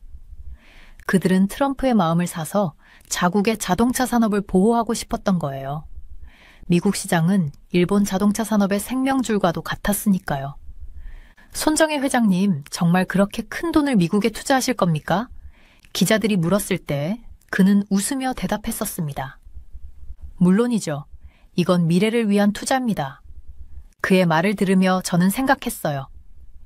이것은 단순한 투자가 아니라 생존을 위한 전략이구나. 일본은 관세 폭탄을 피하기 위해 이런 엄청난 돈을 약속하고 있었던 것이었습니다. 그들의 계산은 단순했어요. 지금 큰 돈을 투자해서 미국과의 관계를 개선하면 나중에 훨씬 더 큰 이익으로 돌아올 거라 기대했었던 거죠. 우리는 미국과의 강한 동맹 관계를 더욱 공고히 하고 싶습니다. 이바 총리가 말했었어요. 그 말 뒤에 숨겨진 진짜 의미는 제발 우리 자동차에 높은 관세를 매기지 말아주세요 였습니다. 저는 일본의 이러한 외교 전략이 과연 통할지 의심스러웠어요. 트럼프는 선물에 쉽게 마음이 움직이는 사람이 아니었으니까요. 그는 항상 미국 우선주의를 외치고 있었습니다. 일본의 선물 보따리는 점점 커져갔어요. 도쿄에서는 매일같이 새로운 투자 계획이 발표되고 있었습니다. 자동차 회사들은 미국 공장 확장 계획을 내놓았고 대기업들은 미국 일자리 창출을 약속했었죠. 이렇게까지 해야 하나? 저는 의문이 들었습니다. 하지만 일본으로서는 선택의 여지가 없었어요. 미국 시장을 잃는다면 그들의 경제는 큰 타격을 입을 것이었으니까요. 그래서 그들은 돈 봉투를 계속해서 불려갔던 것이었습니다. 일본의 이런 선물 공세에도 불구하고 트럼프의 마음은 쉽게 움직이지 않았어요. 그는 여전히 관세 폭탄을 준비하고 있었습니다. 일본의 필사적인 노력이 물거품이 될 위기에 처했었죠. 저는 국제 무역 전문가로서 이런 상황을 지켜보며 안타까웠어요. 선물로 해결될 문제가 아니었으니까요. 트럼프가 원하는 것은 더 근본적인 변화였습니다. 미국 내 생산, 미국인 고용, 그리고 미국 기업의 성장이었죠. 일본은 이런 엄청난 선물 보따리를 준비하며 미국의 마음을 사려 했었지만 결국 그들이 원하는 결과를 얻지 못했어요. 트럼프의 관세 폭탄은 예정대로 터졌고 일본 자동차 산업은 큰 위기를 맞이했었습니다. 이렇게 많은 돈을 약속했는데도 소용없었네요. 한 일본 경제 분석가가 말했었죠. 저는 고개를 끄덕였어요. 선물만으로는 트럼프의 마음을 살 수 없습니다. 그에게는 다른 전략이 필요해요. 일본의 엄청난 선물 보따리는 결국 기대했던 효과를 얻지 못했습니다. 트럼프는 자신의 관세 정책을 그대로 밀어붙였고 일본은 새로운 전략을 모색해야 했었어요. 돈으로 모든 것을 해결하려는 접근법이 통하지 않았던 것이었습니다. 저는 그날 일본 자동차 산업 협회의 비상회의에 초대받았었어요. 도쿄의 높은 빌딩 꼭대기층 창문 너머로 도시 정형이 한눈에 보이는 회의실에서 일본의 자동차 회사 대표들이 모두 심각한 표정으로 앉아 있었습니다. 토요타, 혼다, 니산, 마츠다 등 쟁쟁한 회사들의 임원들이 한자리에 모였던 거죠. 이 관세 문제는 우리 산업 전체의 생존이 걸린 문제입니다. 토요타 부사장이 말했었어요. 그의 목소리에는 걱정이 가득했습니다. 일본 자동차 회사들에게 미국 시장은 정말 중요해요. 여러분도 아마 길거리에서 일본 차를 많이 보셨을 거예요. 미국도 마찬가지였죠. 작년에만 일본은 미국에 580만 대가 넘는 자동차를 팔았었어요. 돈으로 치면 무려 61조 원이 넘는 어마어마한 금액이었습니다. 토요타만 해도 미국에서 233만 대의 자동차를 팔았었죠. 이건 정말 엄청난 숫자예요. 11살 친구들이 상상하기 쉽게 말하자면 미국 전체 50개 주의 모든 도시와 마을, 시골 구석구석에 토요타 자동차가 가득 차 있었다고 생각하면 됩니다. 트럼프 대통령은 왜 이렇게 우리를 미워하는 걸까요? 한 임원이 물었었어요. 저는 그 자리에서 설명했습니다. 트럼프 대통령이 여러분을 미워해서가 아니라 미국 자동차 회사들을 더 사랑해서 그런 거예요. 그는 미국 사람들이 일본 차 대신 미국 차를 더 많이 사길 바라고 있어요. 트럼프 대통령이 관세를 2.5%에서 25%로 올린다는 소식은 정말 청천벽력 같았어요. 관세가 뭔지 모르는 친구들을 위해 쉽게 설명해 드릴게요. 관세는 다른 나라에서 물건을 수입할 때 내는 세금이에요. 예를 들어 일본에서 만든 3천만 원짜리 자동차를 미국에 팔 때 예전에는 2.5%인 75만만을 세금으로 냈었는데 이제는 25%인 7억 5천만 원을 내야 한다는 거예요. 이렇게 되면 우리 차 가격이 미국에서 훨씬 비싸질 수밖에 없어요. 니산의 임원이 한숨을 쉬며 말했었죠. 미국 소비자들이 우리 차를 예전처럼 많이 살 수 있을까요? 회의실의 분위기는 점점 더 무거워졌어요. 일본 자동차 산업은 정말 위기에 처했었습니다. 자동차는 일본 전체 산업이 미국에 수출하는 물건 중에서 29%나 차지하고 있었어요. 이건 거의 3분의 1에 가까운 비율이에요. 자동차를 미국에 못 팔게 되면 일본 경제 전체가 크게 휘청거릴 수 있었죠. 회의 중간에 토요타의 한 연구원이 도표를 보여주었어요.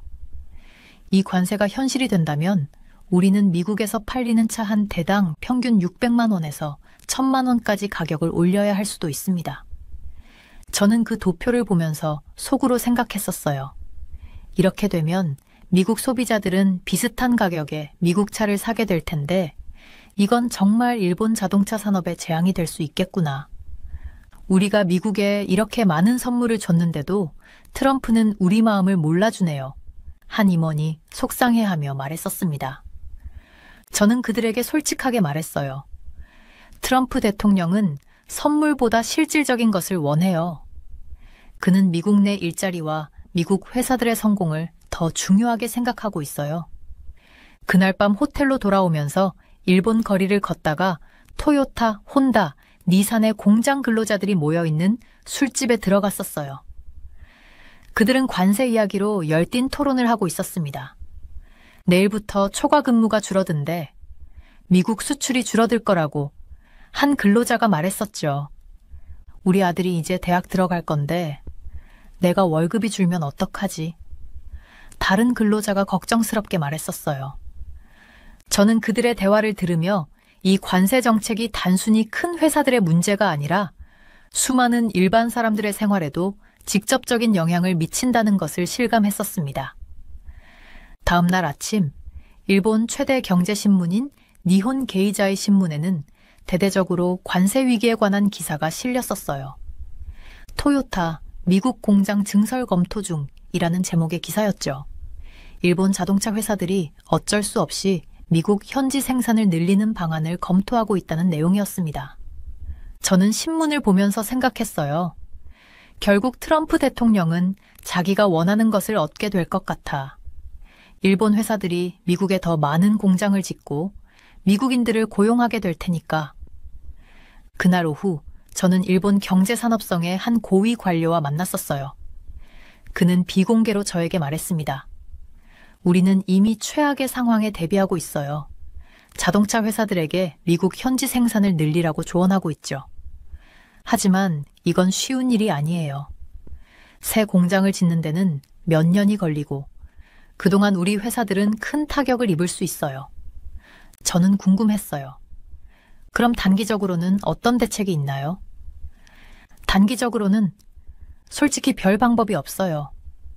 일부 모델은 가격을 올리고 일부는 우리가 이익을 줄여서 가격을 최대한 유지해 보려고 하죠. 하지만 이건 오래 지속할 수 없는 전략이에요.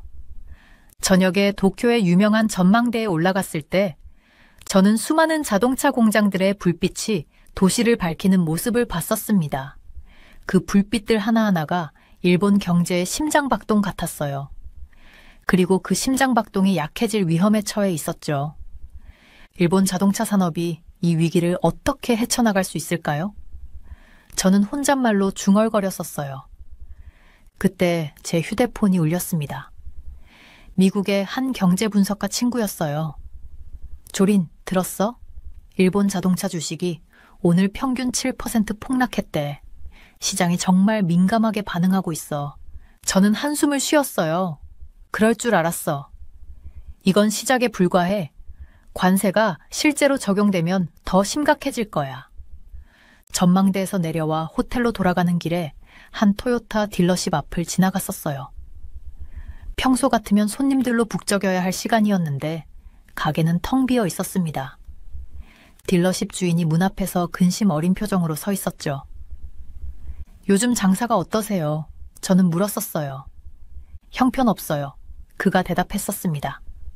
관세 뉴스 이후로 사람들이 일본 차 구매를 미루고 있어요. 꽃 가격이 오른다면 지금 사는 게 손해라고 생각하는 것 같진 않아요. 오히려 어차피 못 살 빼는 다른 대안을 찾자라는 분위기예요.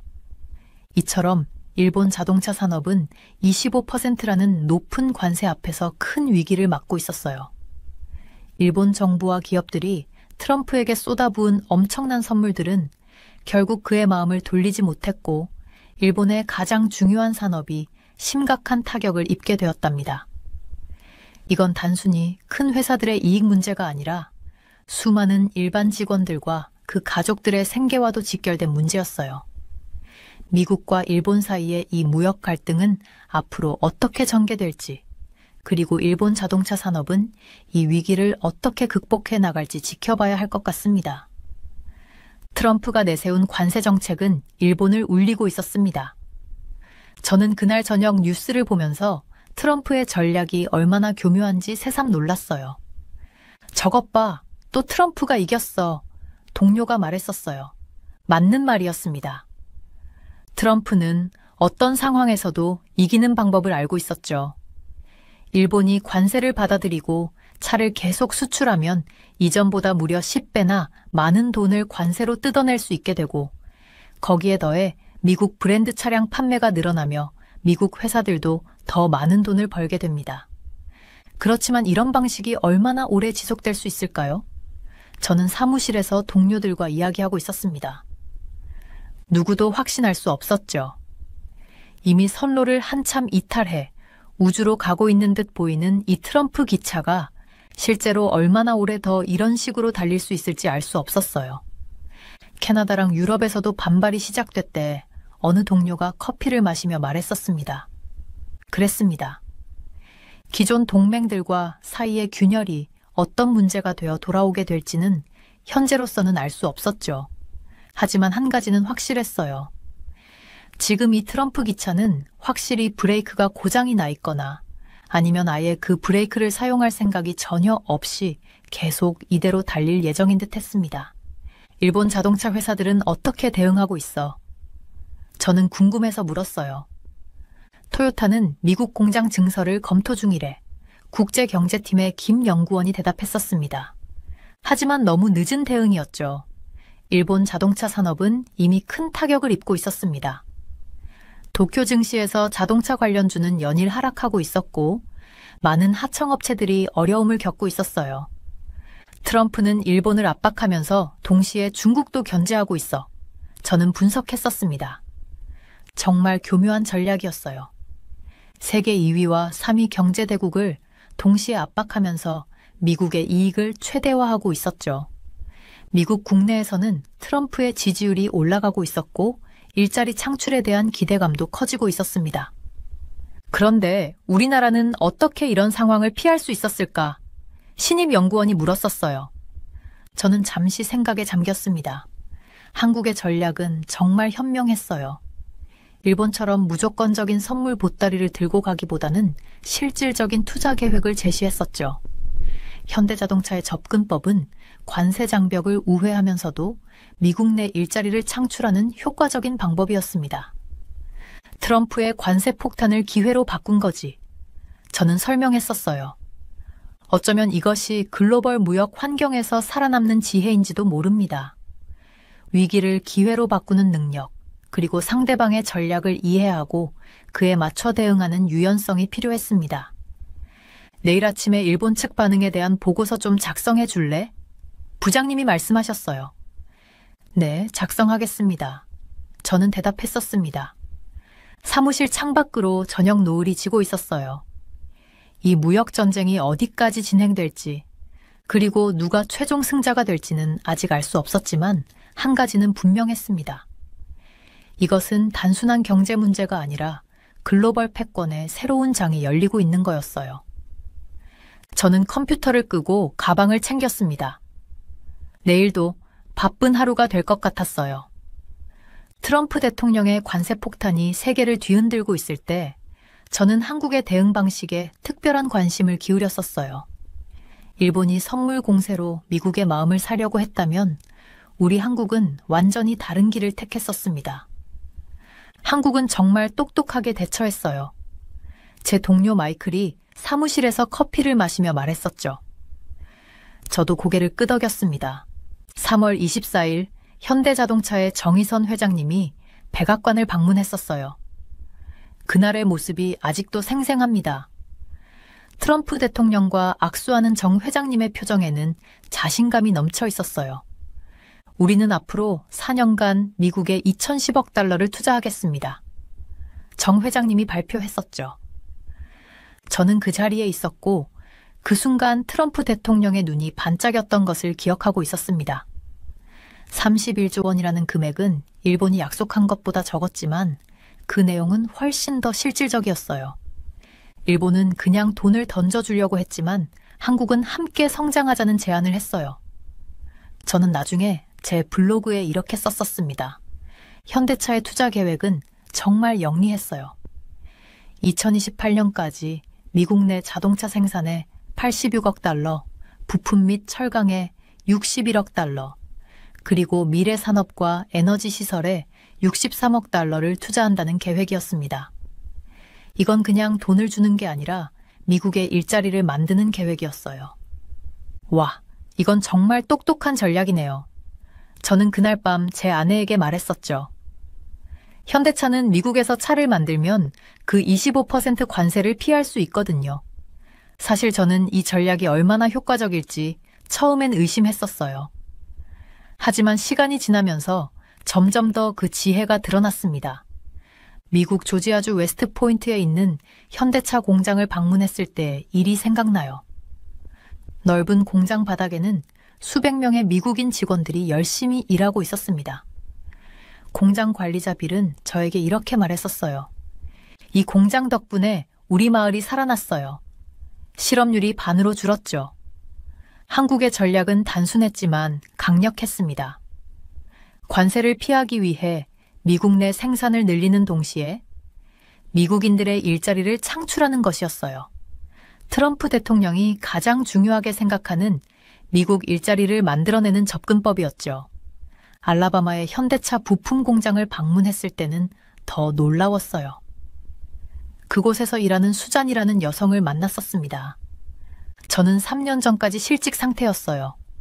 하지만 이제 좋은 급여를 받으며 안정적인 직장을 갖게 되었죠. 제 아이들에게 더 나은 미래를 줄 수 있게 되었어요. 이것이 바로 한국의 전략이 일본과 달랐던 점이었습니다. 일본은 트럼프에게 선물을 주려고 했지만 한국은 미국인들에게 직접 선물을 주었어요. 그리고 그것이 트럼프의 마음을 움직였었죠. 한국은 미국의 심장을 공략했어요. 워싱턴 포스트의 경제 칼럼니스트가 썼던 기사가 기억납니다. 더 놀라운 점은 이 전략이 한국에게도 이익이 된다는 것이었어요. 현대차는 미국에서 생산함으로써 25%의 살인적인 관세를 피할 수 있었고 미국 시장에서의 가격 경쟁력을 유지할 수 있었습니다. 저는 애틀랜타의 한 자동차 전시장에서 현대 소나타를 구경하던 한 미국인 가족과 이야기를 나눴었어요. 이 차는 품질도 좋고 가격도 합리적이에요. 게다가 미국에서 만들어진 차를 산다는 자부심도 있죠. 그들이 말했었습니다. 한국의 전략은 또한 미래를 내다보는 안목도 있었어요. 전기차와 수소차 같은 미래 기술에 대한 투자도 포함했었죠. 조지아주에 건설 중인 현대차의 전기차 공장 부지를 방문했을 때 저는 그 규모에 압도되었었습니다. 이 공장이 완성되면 연간 30만 대의 전기차를 생산할 수 있을 거예요. 현장 책임자가 자랑스럽게 말했었죠. 이런 투자는 미국의 환경주의자들과 기후변화에 관심 있는 사람들에게도 좋은 인상을 남겼었어요. 심지어 민주당 지지자들 사이에서도 한국의 접근 방식에 대한 호감이 높아졌습니다. 한국은 미국의 산업과 환경 모두를 생각하는 투자를 하고 있어요. 한 환경단체 대표가 말했었죠. 저는 워싱턴 DC에서 열린 한 경제 포럼에서 미국 상무부 관계자와 대화를 나눴었어요. 한국의 접근 방식은 우리에게 큰 교훈을 주고 있어요. 그들은 무역 긴장 상황을 윈윈으로 바꿀 수 있다는 것을 보여주었죠. 물론 모든 것이 완벽했던 건 아니었어요.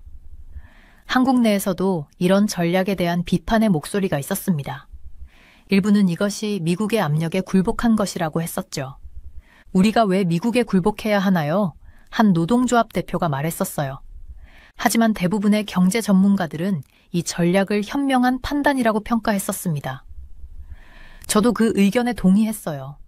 한국은 레몬으로 레모네이드를 만들었어요.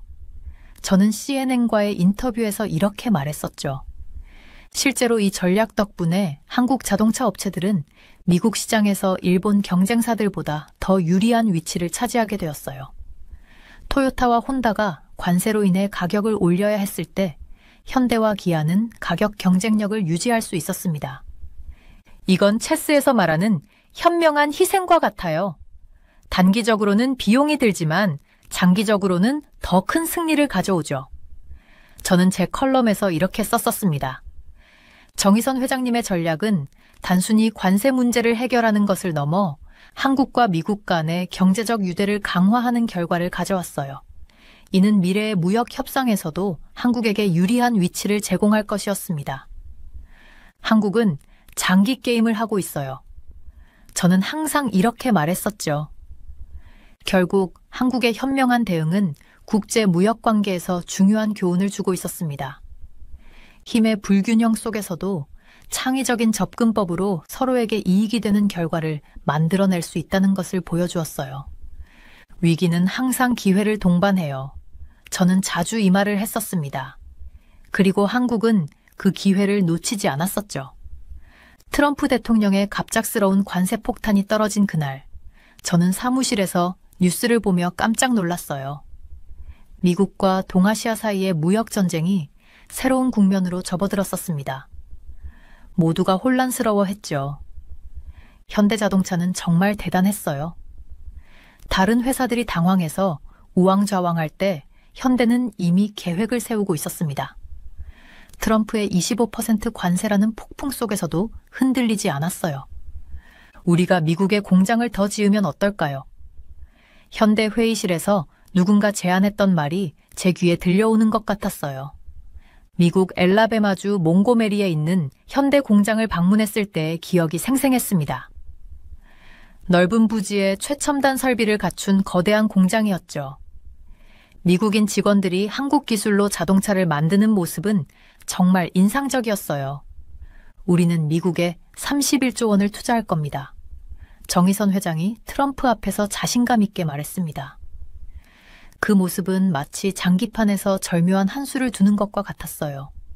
일본이 1,056조 원이라는 어마어마한 금액을 약속했지만 한국은 그보다 훨씬 적은 금액으로 더 큰 효과를 얻어냈어요. 왜냐고요? 전략이 달랐기 때문이죠. 미국에서 생산하면 관세가 없습니다. 현대 임원이 작은 목소리로 말했어요. 그 간단한 문장에 모든 것이 담겨 있었습니다. 미국 조지아주의 넓은 들판에 새로운 현대 공장이 세워질 거예요. 거기서 자동차가 쏟아져 나올 때마다 25%의 관세를 절약하게 될 겁니다. 매년 수천억 원의 돈을 아낄 수 있었죠.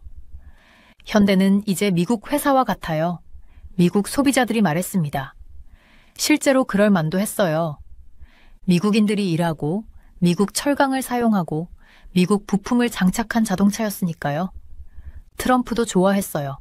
일자리가 늘어났으니까요. 한국은 약속을 지킵니다. 그가 말했습니다. 미국 노동자들의 환호성이 들려왔어요. 제가 경제학 강의실에서 학생들에게 이 사례를 설명했을 때 그들은 눈을 반짝였습니다. 이게 바로 실전 경제학이에요. 제가 말했죠. 숫자를 자세히 살펴봤어요. 미국 내 생산에 86억 달러, 부품과 철강에 61억 달러, 미래 산업과 에너지에 63억 달러. 그냥 돈을 주는 게 아니라 함께 성장하는 방법을 택했던 거죠. 한 학생이 질문했어요. 왜 일본은 이렇게 하지 않았나요? 오랜 습관은 바꾸기 어렵습니다. 제가 대답했어요. 일본은 수십 년 동안 같은 방식으로 미국을 대해왔습니다. 변화가 필요할 때도 익숙한 길을 택했던 거죠. 현대차 미국 공장에서는 매일 1,500대 이상의 자동차가 생산되고 있었어요. 컨베이어 벨트에서 내려오는 차들은 모두 관세 없이 미국 시장으로 바로 들어갔습니다. 우리가 가격 경쟁력을 유지할 수 있을까요? 한국에서 걱정하는 목소리가 있었어요. 하지만 현대차는 이미 그 답을 알고 있었습니다. 미국 공장의 생산성은 놀라웠어요. 로봇과 사람이 완벽한 조화를 이루며 일했고 품질은 한국에서 만든 것과 차이가 없었습니다. 이건 그냥 투자가 아니라 생존 전략이에요. 현대 경영진이 말했습니다. 그들은 멀리 내다보고 있었어요. 트럼프의 관세 폭탄이 떨어졌을 때 일본 자동차 회사들은 주가가 폭락했어요. 하지만 현대차는 달랐습니다. 오히려 미국 시장 점유율이 조금씩 올라가기 시작했어요. 어떻게 이런 위기를 기회로 바꿀 수 있었나요? 기자들이 물었습니다. 답은 간단했어요. 한국은 위기에 약하지 않았습니다. IMF 외환위기, 글로벌 금융위기. 매번 한국은 무너지지 않고 더 강해졌어요. 미국 엘라베마 공장 옆에 새로운 배터리 공장도 세워졌습니다. 미래를 위한 투자였죠. 전기차 시대를 준비하는 한국의 모습이 보였어요. 우리는 그냥 관세를 피하는 게 아니라 미래를 위한 발판을 마련하고 있습니다. 정의선 회장이 자신 있게 말했어요. 한국 방식의 승리는 조용했습니다. 큰 소리로 자랑하지 않았지만 결과는 강력했어요. 지혜로운 투자, 현지화 전략, 그리고 미래를 향한 비전이 모두 담겨 있었습니다. 제가 무역 협상 현장에서 많은 국가와 기업들을 봤지만 이렇게 우아하게 위기를 넘긴 사례는 드물었어요. 한국의 접근 방식은 교과서에 실릴만 했습니다. 이게 바로 한국의 힘입니다. 제가 국제 컨퍼런스에서 발표할 때 말했어요. 청중들이 고개를 끄덕였습니다. 미국 소비자들은 더 좋은 품질의 차를 비슷한 가격에 살 수 있게 되었고, 미국 노동자들은 일자리를 얻었고, 현대차는 시장을 지켰습니다. 모두가 이긴 거였어요. 트럼프의 관세 폭탄은 많은 기업에게 재앙이었지만 한국에게는 새로운 시작이었습니다. 위기가 기회로 바뀌는 순간을 저는 직접 목격했어요. 앞으로도 세계 무역 환경은 계속 변할 겁니다. 하지만 한국처럼 유연하고 현명하게 대응한다면 어떤 폭풍도 이겨낼 수 있을 거예요. 저는 이 사례를 통해 많은 것을 배웠습니다. 때로는 정면 대결보다 현명한 우회가 필요하다는 것, 그리고 위기 속에서도 기회를 찾는 지혜가 중요하다는 것을요. 한국의 승리는 거창한 숫자가 아니라 똑똑한 전략에서 비롯됐어요. 이것이 바로 진정한 외교의 힘이었습니다. 제 사무실 창문에 블라인드 사이로 햇빛이 들어오는 동안 저는 책상 위에 있는 서류들을 넘겼어요. 제 옆에 있던 커피는 이미 차가워진 채로 잊혀졌었습니다. 제가 읽고 있던 내용이 믿기지 않았어요. 보잉기 미 공군의 6세대 전투기 프로젝트를 수주했어요. 저는 혼자 중얼거리며 제대로 읽었는지 확인하기 위해 페이지를 다시 읽었어요. 제 이름은 자비아 린트릭스예요. 저는 국제방위전략연구소의 선임 항공우주 분석가입니다.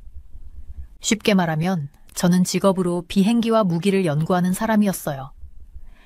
보통은 어떤 회사가 군대를 위해 무엇을 만들지 예측하는 데 능숙했는데 이 소식은 저를 완전히 놀라게 했었죠.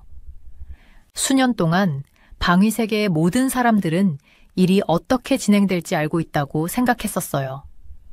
로키드 마티니 공군의 새 전투기를 만들 것이었고 보잉은 해군의 새 비행기를 만들 것이었습니다. 그리고 노스롭 그루먼은 그들의 스텔스 폭격기 작업을 계속할 것이었어요. 모두가 조각을 얻을 수 있도록 파일을 나누는 것과 같았어요. 깔끔하고 단정했었죠. 하지만 트럼프 대통령의 발표는 모든 것을 바꿔버렸어요. 보잉은 이제 F-47이라고 불리는 것을 개발할 예정이었는데 이는 오래된 F-22 랩터를 대체할 새로운 전투기였습니다. 이름조차도 질문을 불러일으켰어요. F-35에서 F-47로 건너뛰었거든요. 뉴스 사람들은 이미 트럼프가 47대 대통령이기 때문에 그 숫자가 선택되었다고 말하고 있었어요. 저는 공개된 보잉의 디자인 사진을 끌어올렸어요. 그 전투기는 러시아의 Su-34 비행기를 생각나게 하는 평평한 코가 있었습니다. 카나드라고 불리는 특별한 날개가 앞쪽에 있었고 주날개는 위쪽으로 각이져 있었어요. 가장 흥미로운 점은 없는 것이었어요. 보통 수직으로 돌출된 꼬리 날개가 없었습니다. 그들은 쉽게 회전할 수 있는 능력보다 스텔스를 선택하고 있어요. 저는 제 노트에 적었어요. 비록 그 앞쪽 카나드는 그들이 근접 전투에서도 좋은 성능을 내려고 노력하고 있다는 것을 보여주고 있었지만요. 제 전화가 울렸어요. 펜타곤에서 일하는 제 친구였습니다. 보셨어요, 자비야? 그가 바로 물었어요. 지금 보고 있어요. 저는 대답했어요. 보잉기 NGAD 프로그램을 얻은 것은 정말 놀라운 일이네요. 놀랍다는 말로는 부족해요. 로키드 마틴은 충격에 빠져 있어요. 먼저 해군의 새 전투기 입찰을 잃고 이제 이것까지요. 저는 제 보고서를 업데이트해야겠다고 마음속으로 메모했어요. 만약 보잉기 공군의 차세대 공중 우세 프로그램과 해군의 XX 프로그램을 모두 건설하게 된다면 우리는 그들이 두 군 모두에게 사용될 수 있는 기본 비행기 하나를 만드는 것을 볼 수 있을 것이었어요. 이것은 이프-C-15 프로그램과 비슷하지만 바라건대 덜 비싸길 바랐습니다. 저는 사진을 더 자세히 연구하면서 이 비행기가 현재 비행 중인 어떤 것과도 얼마나 다른지 알아차렸어요. 그것의 모양은 무엇보다도 레이더에 보이지 않는 것에 중점을 두는 것 같았어요. 매끄러운 몸체와 없는 꼬리 날개가 그것을 말해주고 있었습니다. 저는 이것이 미래에 무엇을 의미하는지 이해하려고 제 분석을 타이핑하기 시작했어요. 단지 비행기를 만드는 회사들뿐만 아니라 10년 또는 20년 후에 공중전투가 어떻게 싸워질지에 대해서도요. F-47은 지금까지 만들어진 어떤 전투기보다 더 빠르고 감지하기 어려울 것이었어요. 스텔스를 유지하기 위해 숨겨진 칸 안에 무기를 운반할 것이었습니다. 거의 스스로 생각할 수 있을 정도로 발전된 컴퓨터를 사용할 것이었어요. 이것은 단지 또 다른 비행기가 아니었어요. 하늘에서의 전쟁의 미래를 엿볼 수 있는 것이었습니다. 저는 어떤 나라들이 결국 이 비행기를 살 수 있을지 궁금했어요. 오래된 F-22G는 우리의 가장 가까운 동맹국들에게조차 판매된 적이 없었어요. 하지만 트럼프 대통령은 이번에는 다를 수 있다고 암시했었죠. 제가 보고서를 작성하면서 이런 예상치 못한 발전들이 제 일을 어떻게 흥미롭게 유지하는지 생각했어요. 패턴을 이해하고 다음에 무슨 일이 일어날지 예측할 수 있다고 생각할 때 바로 게임을 완전히 바꾸는 일이 일어나곤 했었어요. 제 상사는 이 분석을 가능한 한 빨리 원할 것이었어요. 정부 관리들, 군사 계획자들, 그리고 회사 임원들은 모두 보잉의 놀라운 승리가 무엇을 의미하는지 이해하기 위해 서두르고 있을 것이었습니다. 제 일은 이 모든 것을 이해하게 하는 것이었어요. 저는 차가운 커피를 한 모금 마시고 얼굴을 찌푸렸어요. 새 커피를 가져와서 이 보고서를 마무리할 시간이었습니다. 방위세계는 방금 뒤집혔고 모두가 답을 찾고 있을 것이었어요. 저도 포함해서요. 제 창문 밖으로 저는 파란 하늘을 가로지르는 비행기를 볼 수 있었어요. 그 뒤에 하얀 흔적을 남기면서요. 저는 10년 후에 제가 위를 올려다보고 F-47이 하늘을 날아가는 것을 볼 수 있을지, 그 특이한 모양이 모든 것을 바꾼 비행기로 즉시 알아볼 수 있을지 궁금했어요. 제 일에 대한 것은 이런 거예요. 오늘의 놀라운 뉴스가 내일의 역사가 됩니다. 그리고 지금 저는 제 컴퓨터 화면에서 역사가 펼쳐지는 것을 보면서 그것이 우리 모두를 어디로 이끌 수 있을지 예측하려 하고 있었어요. 저는 보잉계에 있는 제 연락처에 전화하기 위해 전화를 집어들었어요. 저는 더 많은 정보, 이 비행기에 대한 더 많은 세부 사항, 그리고 그들이 어떻게 모든 예상을 깨고 승리할 수 있었는지에 대해 알아야 했습니다. 분석가로서 제 통화는 정보였고 지금 당장은 저는 가능한 한 많은 정보가 필요했어요. 안녕하세요. 국제방위전략연구소의 자비아 린트릭스입니다. 그들이 전화를 받았을 때 저는 말했어요. F-47 프로그램에 대한 브리핑을 예약하고 싶습니다. 네, 저는 적절한 허가를 가지고 있어요. 제가 말하는 동안 저는 전국의 공군 기지를 보여주는 지도를 불러왔어요. 이 혁명적인 전투기의 첫 전대가 어디에 배치될지 궁금해하면서요. 어디서 조종사들이 이것들에 대한 훈련을 시작할까요? 필요할 경우 전투에 투입될 준비가 되기까지 얼마나 걸릴까요? 너무 많은 질문들이 있었어요. 하지만 그게 제 일이었어요. 질문하고 답을 찾고 그리고 사람들이 그것이 모두 무엇을 의미하는지 이해하도록 돕는 것이었죠. 오늘은 공중우세의 이 예상치 못한 변화를 이해하기 위한 긴 여정의 시작일 뿐이었습니다. 그리고 저는 그 길을 따라 모든 단계를 기록하면서 그곳에 있을 것이었어요. 제 사무실 창문 밖을 바라봤어요. 아래 인도에서는 사람들이 바쁘게 걸어가고 있었습니다. 아침에 이미 보잉기 전투기 계약을 따냈다는 놀라운 소식이 들려왔었어요. 이제 저는 전 세계에서 일어나고 있는 다른 중요한 변화들도 확인해야 했었죠. 제 책상은 여러 나라들과 그들의 무기 구매에 관한 서류들로 가득 차 있었어요. 저는 사우디아라비아라고 표시된 폴더를 집어들고 열었습니다. 안에는 로켓 사진들과 무기 판매에 관한 보고서들이 있었어요. 거기서도 큰 변화가 있었습니다. 이것 좀 봐. 제가 최신 보고서를 읽으면서 혼잣말을 했었어요. 사우디아라비아가 다시 미국 로켓을 구매하고 있네요. 지난 몇 년 동안 사우디아라비아는 한국에서 로켓을 구매했었어요. 이 로켓들은 비궁 로켓이라고 불렸습니다. 하지만 이제 그들은 APKW 유도 로켓이라는 미국 로켓을 다시 구매하기로 바꿨어요. 이건 큰 변화였습니다. 작년에 사우디 관리들을 만났던 것이 생각났어요. 그들은 한국 로켓이 품질이 좋고 너무 비싸지 않아서 좋다고 말했었습니다. 하지만 더 중요한 것은 그 당시 미국과의 관계가 좋지 않았기 때문에 한국 로켓을 구매했다는 거였어요. 국가들은 종종 무기가 얼마나 좋은지보다는 친구인 나라에서 무기를 구매하곤 합니다. 저는 제 노트북을 꺼내서 이렇게 적었어요. 사우디아라비아가 미국 무기로 돌아옴. 이 변화는 트럼프 대통령이 다시 집권했기 때문에 일어났었죠. 대통령이 바뀌면 국가 간의 관계도 바뀔 수 있어요. 제 마음속으로 미국 로켓을 그려보려고 했습니다. 그것들은 야구 방망이 정도의 크기였지만 훨씬 무거웠어요. 이 로켓들은 헬리콥터나 비행기에서 발사될 수 있고 특별한 유도 시스템으로 목표물을 찾아낼 수 있었습니다. 미국 로켓들은 사우디 군대가 이미 가지고 있는 다른 모든 미국 장비들과 함께 일하는데 정말 좋았어요. 이건 단지 로켓에 관한 것이 아니에요. 제가 혼잣말을 했었죠. 이건 국가 간의 우정에 관한 거예요. 저는 제 전화기를 집어들고 연락처를 스크롤했습니다. 사우디아라비아의 수도인 리야드에 있는 제 친구들에게 전화해야 했어요. 그들은 이 변화가 왜 일어났는지 더 자세히 알려줄 수 있었습니다.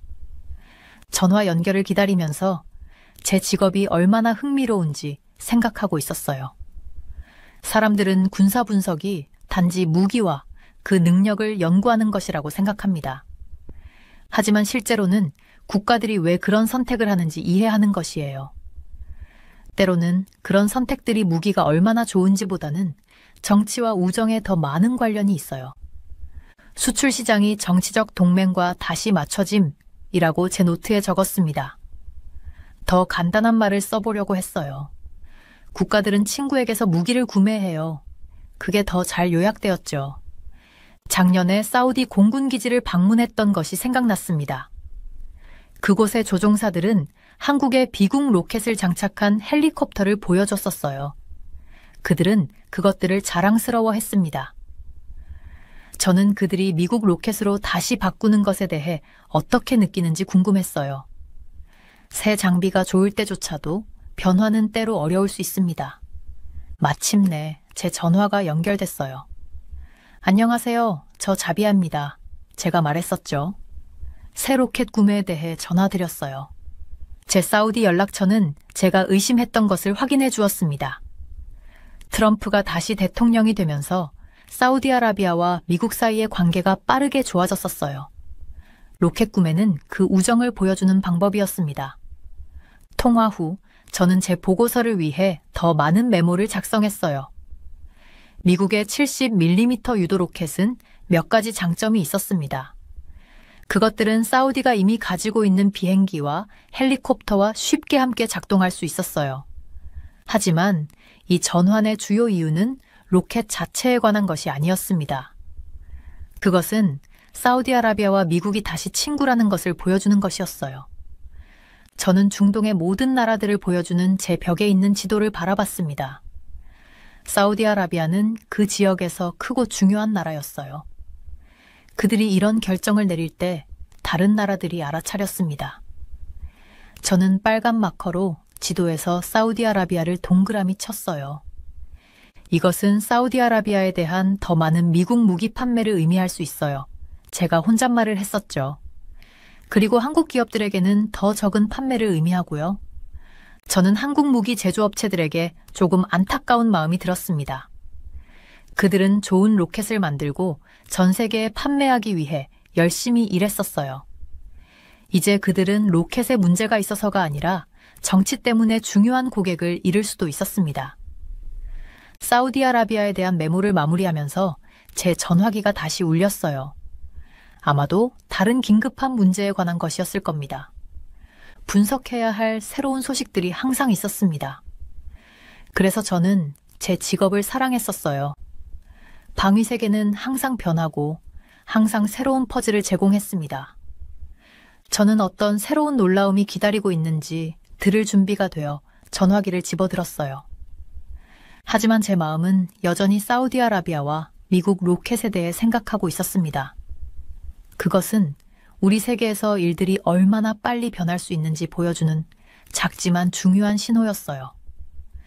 저는 커피잔을 내려놓고 제 책상 위에 있는 다음 폴더로 시선을 돌렸어요. 폴더 안의 사진들을 보자 제 눈이 커졌습니다. 수단에서 뭔가 걱정스러운 일이 벌어지고 있었어요. 수단은 아프리카에 있는 나라인데 그곳 사람들은 오랫동안 서로 싸우고 있었죠. 수단의 반군 세력이 FH-95라는 비행기계를 사용해서 정부군 비행기를 공격하고 있었어요. 이것들은 단순한 장난감 비행기가 아니었습니다. 조종사 없이 폭탄을 떨어뜨릴 수 있는 무인 공격 항공기였어요. 반군들이 어떻게든 이 기계들을 손에 넣었고 저는 어떻게 그렇게 됐는지 알아내야 했습니다. 이건 좋지 않은 일이에요. 저는 사진들을 책상 위에 펼치면서 혼잣말을 했었어요. 사진들은 수단 정부에 속한 수-24 비행기가 파괴된 모습을 보여주고 있었습니다. 그 비행기는 이 무인 항공기 중 하나에 의해 폭파됐었어요. 저는 더 자세히 보기 위해 한 장의 사진을 집어들었습니다. 파괴된 비행기는 조각난 채로 누워 있었고 부서진 부분에서 연기가 아직도 올라오고 있었어요. 저는 제 노트에 이렇게 적었습니다. 중국이 무인 공격 플랫폼으로 암시장을 넘치게 하고 있음. 이것은 중국이 이러한 위험한 비행 기계들을 만들고 있고 그것들이 가져서는 안 되는 사람들의 손에 들어가고 있다는 뜻이었어요. FH-95는 터키의 바이락타르 TB2라는 다른 무인 항공기의 복제품 같은 것이었는데 매우 위험한 것으로 증명되고 있었습니다. 공격 영상을 보면서 저는 배가 긴장되는 느낌이었어요. 이것은 단지 오랜 전쟁의 또 다른 싸움이 아니었습니다. 이것은 훨씬 더 걱정스러운 무언가였어요. 이러한 첨단 무기들이 비밀 채널, 우리가 암시장이라고 부르는 통에 판매되고 있었고 아마도 그것들을 만드는 국가들의 조용한 승인을 받았을 가능성도 있었습니다. 과거에는 자체 공군을 가진 국가들만이 전쟁 중에 하늘을 통제할 수 있었어요. 그들은 비싼 비행기를 사고 조종사를 훈련시킬 돈이 있었습니다. 하지만 이제는 작은 반군 그룹들도 이러한 무인 항공기를 살 수 있었어요. 그들은 조종사나 거대한 활주로가 필요하지 않았습니다. 그 모든 것 없이도 공중에서 공격할 수 있었어요. 모든 것이 바뀌고 있어요. 저는 제 보고서에 더 많은 메모를 추가하면서 혼잣말을 했었습니다. 저는 이러한 무인 비행 기계들이 가난한 나라들의 전쟁을 어떻게 바꿀 것인지에 대해 제 직장 동료들과 이야기했던 것을 기억했어요. 이제 우리는 그것이 바로 우리 눈앞에서 일어나는 것을 보고 있었습니다. 이제는 단지 이론이 아니었어요. 그것은 현실이었고 무서웠습니다. 저는 FH-95를 보여주는 또 다른 사진을 집어들었어요. 그것은 크지 않았지만 몇 시간 동안 날 수 있고 폭탄이나 미사일을 운반할 수 있었습니다. 멀리서도 목표물을 볼 수 있고 조종사를 위험에 빠뜨리지 않고 공격할 수 있었어요. 잘못된 손에 들어가면 많은 해를 끼칠 수 있었습니다. 가장 나쁜 부분은 누가 또 이러한 무기들을 얻을 수 있을지 생각하는 것이었어요. 수단의 반군 그룹들이 그것들을 얻을 수 있다면 누가 또 얻을 수 있을까요? 저는 더 많은 질문을 적었습니다. 얼마나 더 많은 이런 기계들이 비밀리에 팔리고 있을까요? 누가 그것들을 국경을 넘어 이동시키는 것을 돕고 있을까요? 다른 나라들이 이런 일이 벌어지는 동안 외면하고 있을까요? 저는 컴퓨터에 공식 보고서를 입력하기 시작했어요. 제가 쓰는 내용에 대해 조심해야 했습니다. 저는 제 개인적인 감정이 너무 많이 드러나지 않도록 할 수 없었어요. 제 직업은 의견을 공유하는 것이 아니라 사실을 분석하는 것이었습니다. 수단 반군에 의한 FH-95 무인 공격 항공기의 사용은 전쟁 능력의 중요한 변화를 보여줍니다. 저는 타이핑했어요. 이제 국가가 아닌 집단들도 한때 강력한 국가들만 이용할 수 있었던 무기에 접근할 수 있습니다. 저는 벽에 걸린 세계 지도를 보면서 이러한 무기들이 다음으로 어디에 나타날지 생각했습니다. 그 생각은 저를 떨게 만들었어요. 제 전화가 울려서 제 집중을 깼습니다. 유엔에서 일하는 제 친구였어요. 수단 영상 봤어요? 그는 인사도 없이 물었습니다. 네, 지금 보고 있었어요. 저는 대답했어요. 우리가 생각했던 것보다 더 나빠요. 이것들은 단순한 드론이 아니에요. 군사급 공격 플랫폼이에요. 어떻게 그것들을 얻고 있죠? 그가 물었습니다. 암시장을 통해서요. 하지만 누군가 강력한 사람이 외면하고 있어요. 저는 말했습니다. 문제는 누가 이것으로 이득을 보는지죠. 통화가 끝난 후 저는 다시 제 보고서로 돌아갔어요. 이 문제의 영향은 엄청났습니다. 이러한 무기들은 작은 갈등을 훨씬 더 악화시킬 수 있었어요. 그것들은 반군 그룹들이 이전에는 불가능했던 방식으로 정부에 도전하는 것을 도울 수 있었습니다. 저는 몇 년 전에 수단을 방문했던 것을 기억했어요. 열기, 먼지, 그리고 그저 평화를 원하는 사람들의 얼굴들. 이제 그들의 하늘은 누군가가 그들의 나라로 몰래 들여온 무인 살상 기계들로 가득 차 있었습니다. 저는 제 노트에 더 적었어요. 우리는 이러한 무기들에 대한 더 나은 국제적 통제가 필요해요. 우리는 그것들을 추적해야 해요. 우리는 그들의 무기가 전쟁 지역에 들어갈 때 국가들에게 책임을 물어야 해요. 하지만 이러한 말들을 쓰면서도 저는 그것이 쉽지 않을 것임을 알고 있었습니다. 너무 많은 돈이 관련되어 있고 너무 많은 비밀 거래들 그리고 너무 많은 나라들이 외면하고자 하는 의지가 있었어요. 저는 모든 사진들을 모아 다시 폴더에 넣었습니다. 그런 다음 제 보고서를 저장하고 제 상사에게 보낼 준비를 했어요. 사람들은 이 위협에 대해 알아야 했습니다. 그들은 전쟁이 어떻게 변화하고 있고 이러한 변화들이 얼마나 위험할 수 있는지 이해해야 했어요. 세상은 점점 더 위험한 곳이 되어가고 있었고 제 직업은 사람들이 왜 그런지 이해하도록 돕는 것이었습니다. 저는 창밖으로 아래 평화로운 거리를 바라보면서 치명적인 무기들이 마치 상점에서 물건처럼 사고 팔릴 수 있는 세상에서 그 평화가 얼마나 오래 지속될지 궁금했어요. 저는 컴퓨터 화면을 바라보며 중국 제-26 전투기 사진들을 살펴봤어요. 그 전투기들은 하이난 섬 위로 아주 낮게 날고 있었습니다. 너무 낮아서 거의 나무들에 닿을 것 같았어요. 제 커피는 옆에 놓인 채 잊혀졌고 저는 이미지를 자세히 보기 위해 더 가까이 몸을 기울였었어요. 중국 뉴스에서는 이 비행기들이 얼마나 놀라운지 떠들고 있었어요. 그들은 조종사들이 공중에서 얼마나 뛰어난 기술로 회전하고 비틀 수 있는지 이야기했었습니다. 하지만 저는 다른 것을 봤어요. 저는 그들이 보내는 메시지를 봤었죠. 그들은 대만 공격을 연습하고 있어요. 저는 혼잣말로 속삭였어요. 저는 제 노트에 이렇게 적었습니다. 적어도 침투 능력 과시, 대만 관련 잠재적 신호 발송. 방위 분석가로서 제 일은 사람들이 말하는 것을 넘어서서 그들이 실제로 의미하는 바를 보는 것이었어요. 이런 비행은 단순한 과시가 아니었습니다. 그것은 더 큰 무언가를 위한 연습이었어요. 저는 전화기를 집어들어 대만에 있는 제 친구에게 전화했어요. 리는 중국 뉴스에서 대만 침공에 대해 점점 더 많이 언급하고 있다는 보고서를 보내주고 있었습니다. 이 시기가 저를 걱정스럽게 했었어요. 제-26 영상들 봤어요? 린이 전화를 받자 제가 물었어요. 네, 우리 뉴스에 다 나오고 있어요. 린이 대답했습니다. 그의 목소리는 지쳐 보였어요. 여기 사람들이 걱정하고 있어요, 자르비아. 저는 이유를 이해했어요.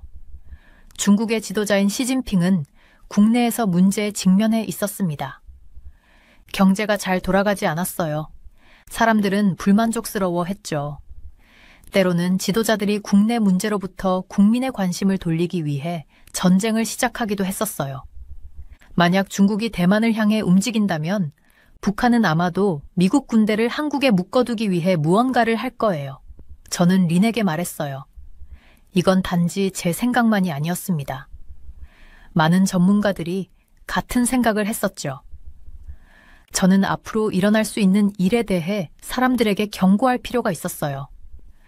저는 서울과 타이페이의 국방 관계자들에게 전화하기 위해 보안 전화기를 집어들었습니다. 그들은 제가 보고 있는 것을 볼 필요가 있었어요.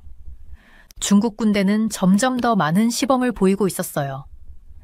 그들의 뉴스는 대만이 중국의 일부라는 이야기를 더 많이 했습니다.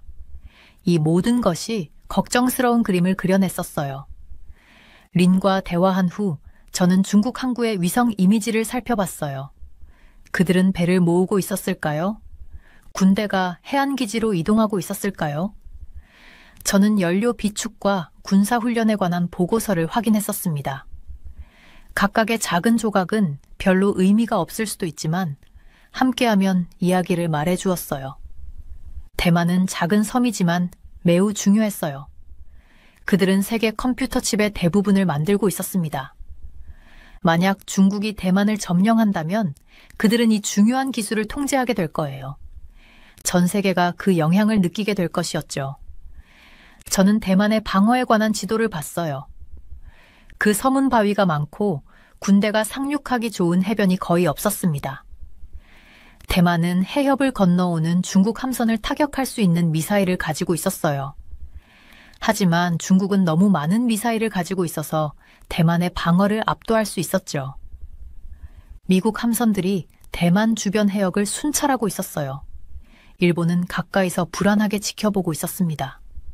이 지역의 모든 사람들이 다음에 무슨 일이 일어날지 궁금해하며 숨을 죽이고 있었어요. 저는 제가 본 모든 것을 보고서에 적었습니다. 저는 위험에 대해 분명히 할 필요가 있었어요. 이 낮게 날아다니는 비행기들은 단순히 과시하는 것이 아니었습니다. 그들은 전쟁을 연습하고 있었어요. 대만은 더 나은 조기 경보 시스템이 필요해요. 저는 제 권고사항에 적었어요. 그들은 중국 항구에서 배가 떠나는 정확한 시간을 알아야 합니다. 경고의 매 시간은 그들에게 준비할 시간을 줘요. 제가 분석을 마칠 때 창밖으로 해가 지고 있었어요.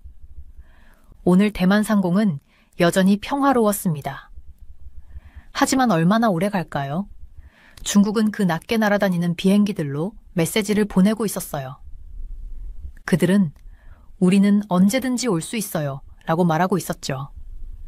저는 긴급 태그를 달아 제 보고서를 상사에게 보냈어요. 그리고 린에게 다시 전화했습니다. 저는 그들에게 경고했어요. 저는 말했어요. 하지만 계속 하늘을 지켜봐요. 저는 항상 그러고 있어요. 그는 조용히 대답했어요. 그날 밤 저는 너무 낮게 날아다니는 비행기들과 좁은 바다를 건너는 배들에 대한 꿈을 꿨어요. 꿈에서 저는 경고의 소리를 지르려고 했지만 소리가 나오지 않았습니다. 저는 일찍 깨어나 즉시 뉴스를 확인했고 밤사이 아무 일도 일어나지 않았다는 것을 알았을 때 안도의 한숨을 쉬었어요. 하지만 제-26 전투기들은 계속해서 하이난 섬 위로 연습 비행을 하고 있었습니다. 그리고 매 비행마다 그들은 대만에 대한 침묵의 메시지를 보내고 있었어요. 저는 계속 지켜보고 경고할 것이었습니다. 그것이 진실을 보는 제 일이었어요. 대만 방정식은 단지 하나의 작은 섬에 관한 것이 아니었어요. 그것은 아시아 전체의 세력 균형에 관한 것이었습니다.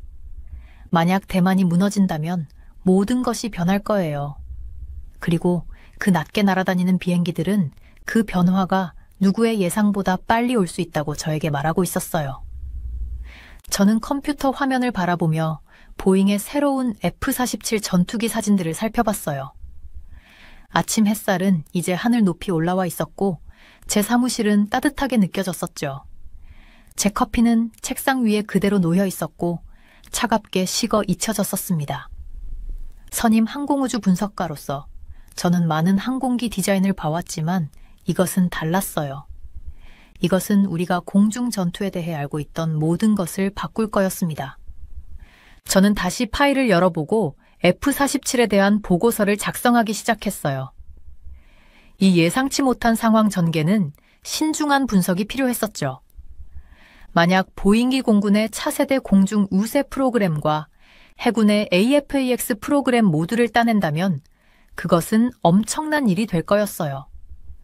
한 회사가 두 군 부대를 위한 고급 전투기를 모두 만들게 되는 거죠. 이런 일은 오랫동안 일어나지 않았었습니다. 보잉은 공군과 해군 모두를 위해 거의 같은 비행기를 만들 수 있을 거예요. 라고 저는 메모에 적었어요.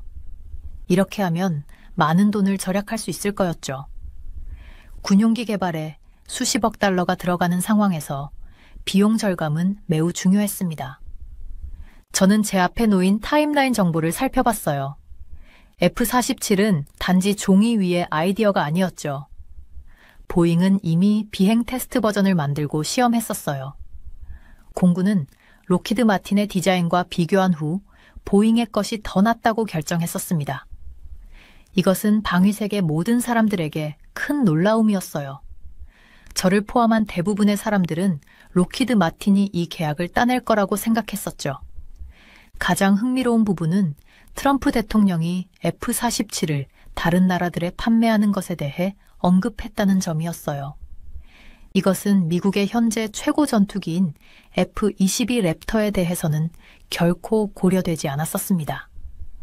외국 버전이 미국 조종사들을 위한 것보다 10% 덜 능력을 갖추더라도 그들은 여전히 다른 나라들이 지금 가지고 있는 것보다 훨씬 더 좋을 거였어요.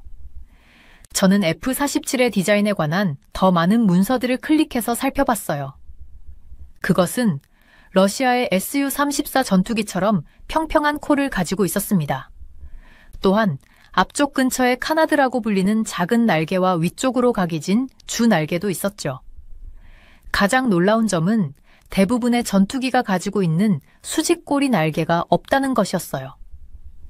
이런 디자인 선택은 비행기를 레이더에 감지되기 어렵게 만들지만 공중에서의 조종성에 영향을 줄 수도 있었습니다. 스텔스가 우선순위지만 카나드는 그들이 여전히 근접 전투에서도 좋은 성능을 원한다는 것을 보여줘요 라고 저는 적었어요. 디자이너들은 이런 다양한 요구사항들 사이에서 균형을 맞춰야 했었죠.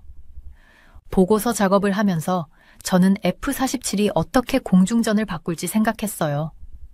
새로운 비행기들은 단지 새로운 기술을 가져오는 것이 아니라 전쟁이 수행되는 방식을 바꾸거든요. 군 지도자들은 F-47이 할 수 있는 일에 기반한 새로운 전략을 만들어야 할 거였습니다. 저는 어떤 나라들이 수출 버전을 구매할지 궁금했어요. 일본, 호주, 영국, 각각의 판매는 미국과 그 나라들의 관계를 강화하면서 그들의 공군력도 강화할 거였어요. 또한 이 복잡한 기계들을 만드는 미국 노동자들에게 수십억 달러를 의미하기도 했었죠. 제 전화가 울렸어요. 저희 연구소 소장인 제 상사였습니다. 자르비아, 1시간 안에 F-47 분석이 필요해요. 그가 말했어요. 국방부 장관실에서 우리의 평가를 원하고 있어요. 거의 다 끝냈어요. 저는 그에게 말했어요. 보잉기 이 계약을 따낸 것은 우리가 앞으로 전투기를 개발하는 방식에 대한 모든 것을 바꿀 거예요. 한 문장으로 요점을 말해봐요. 그가 요청했어요. 저는 이 결정이 미국의 군사력, 방위산업, 국제관계, 그리고 미래 기술에 미칠 모든 다양한 영향들에 대해 잠시 생각했어요. 보잉기 F-47 프로그램을 따낸 것은 다른 군 부대들을 위한 유사한 비행기들을 개발하는 새로운 전략을 보여주는데 이것은 동맹국들에게 미국의 군사 기술을 판매할 새로운 기회를 창출하면서 전체 방위 산업을 바꿀 수 있을 거예요. 저는 말했어요. 전화를 끊은 후 저는 다시 화면 속 F-47의 이미지들을 살펴봤어요. 독특한 특징을 가진 매끄럽고 세련된 디자인은 단지 새로운 비행기 이상의 의미를 가지고 있었습니다. 그것은 앞으로 수십 년 동안의 공중 전력에 대한 미국의 비전을 보여주고 있었죠. 이 비전이 계획대로 작동할지는 아직 알 수 없었지만 한 가지 확실한 것은 공중 전투가 불과 며칠 전에 우리가 예상했던 것과는 매우 다를 거라는 점이었어요. 저는 보고서를 저장하고 펜타곤과 방위산업 내 제 연락처들에게 전화를 걸기 시작했어요. 더 많은 세부 정보가 필요했었죠. F-47은 얼마나 빨랐을까요? 주유 없이 얼마나 멀리 날 수 있을까요? 어떤 무기를 탑재할 수 있을까요? 이런 질문들에 대한 답변은 제가 이 항공기가 얼마나 혁명적일 수 있는지 이해하는 데 도움이 될 거였습니다. 다음 전화는 보잉에서 일하는 친구에게 했어요. 그는 기밀 세부 사항을 알려줄 수는 없었지만 제가 의심했던 것을 확인해 주었어요. 회사는 수년간 비밀리에 이 디자인에 대해 작업해 왔다고 했었죠. 모두가 록히드 마틴의 프로토타입에 집중하는 동안 보잉은 조용히 공중전투의 미래에 대한 자신들의 비전을 완성시켜 왔던 거죠. 엔진 기술은 현재 비행 중인 어떤 것보다도 적어도 한 세대 앞서 있어요. 그는 구체적인 내용을 밝히지 않으면서 힌트를 주었어요. 이것은 속도, 연료 효율성, 그리고 파워에 있어서 놀라운 발전이 있을 것임을 시사했었죠. 저는 이것을 제 메모에 추가했어요. 고급 엔진은 F-47에게 적 항공기가 대응하기 어려운 속도와 범위의 이점을 제공할 거였어요. 스텔스 디자인과 결합하여 F-47은 잠재적으로 적의 영공에 진입하고 임무를 완수하고 감지되기 전에 떠날 수 있을 거였습니다. 저는 이것이 다른 나라들의 방위 계획에 어떤 영향을 미칠지 생각했어요. 러시아와 중국은 아마도 이에 대응하여 자신들의 차세대 전투기 프로그램을 가속화할 가능성이 있었죠. 더 작은 나라들은 그들의 현재 공중 방어가 이런 고급 위협에 대해 구식이 되었다고 판단할 수도 있었어요. 세계적인 군비 경쟁은 더 높은 기여로 변화할 거였어요.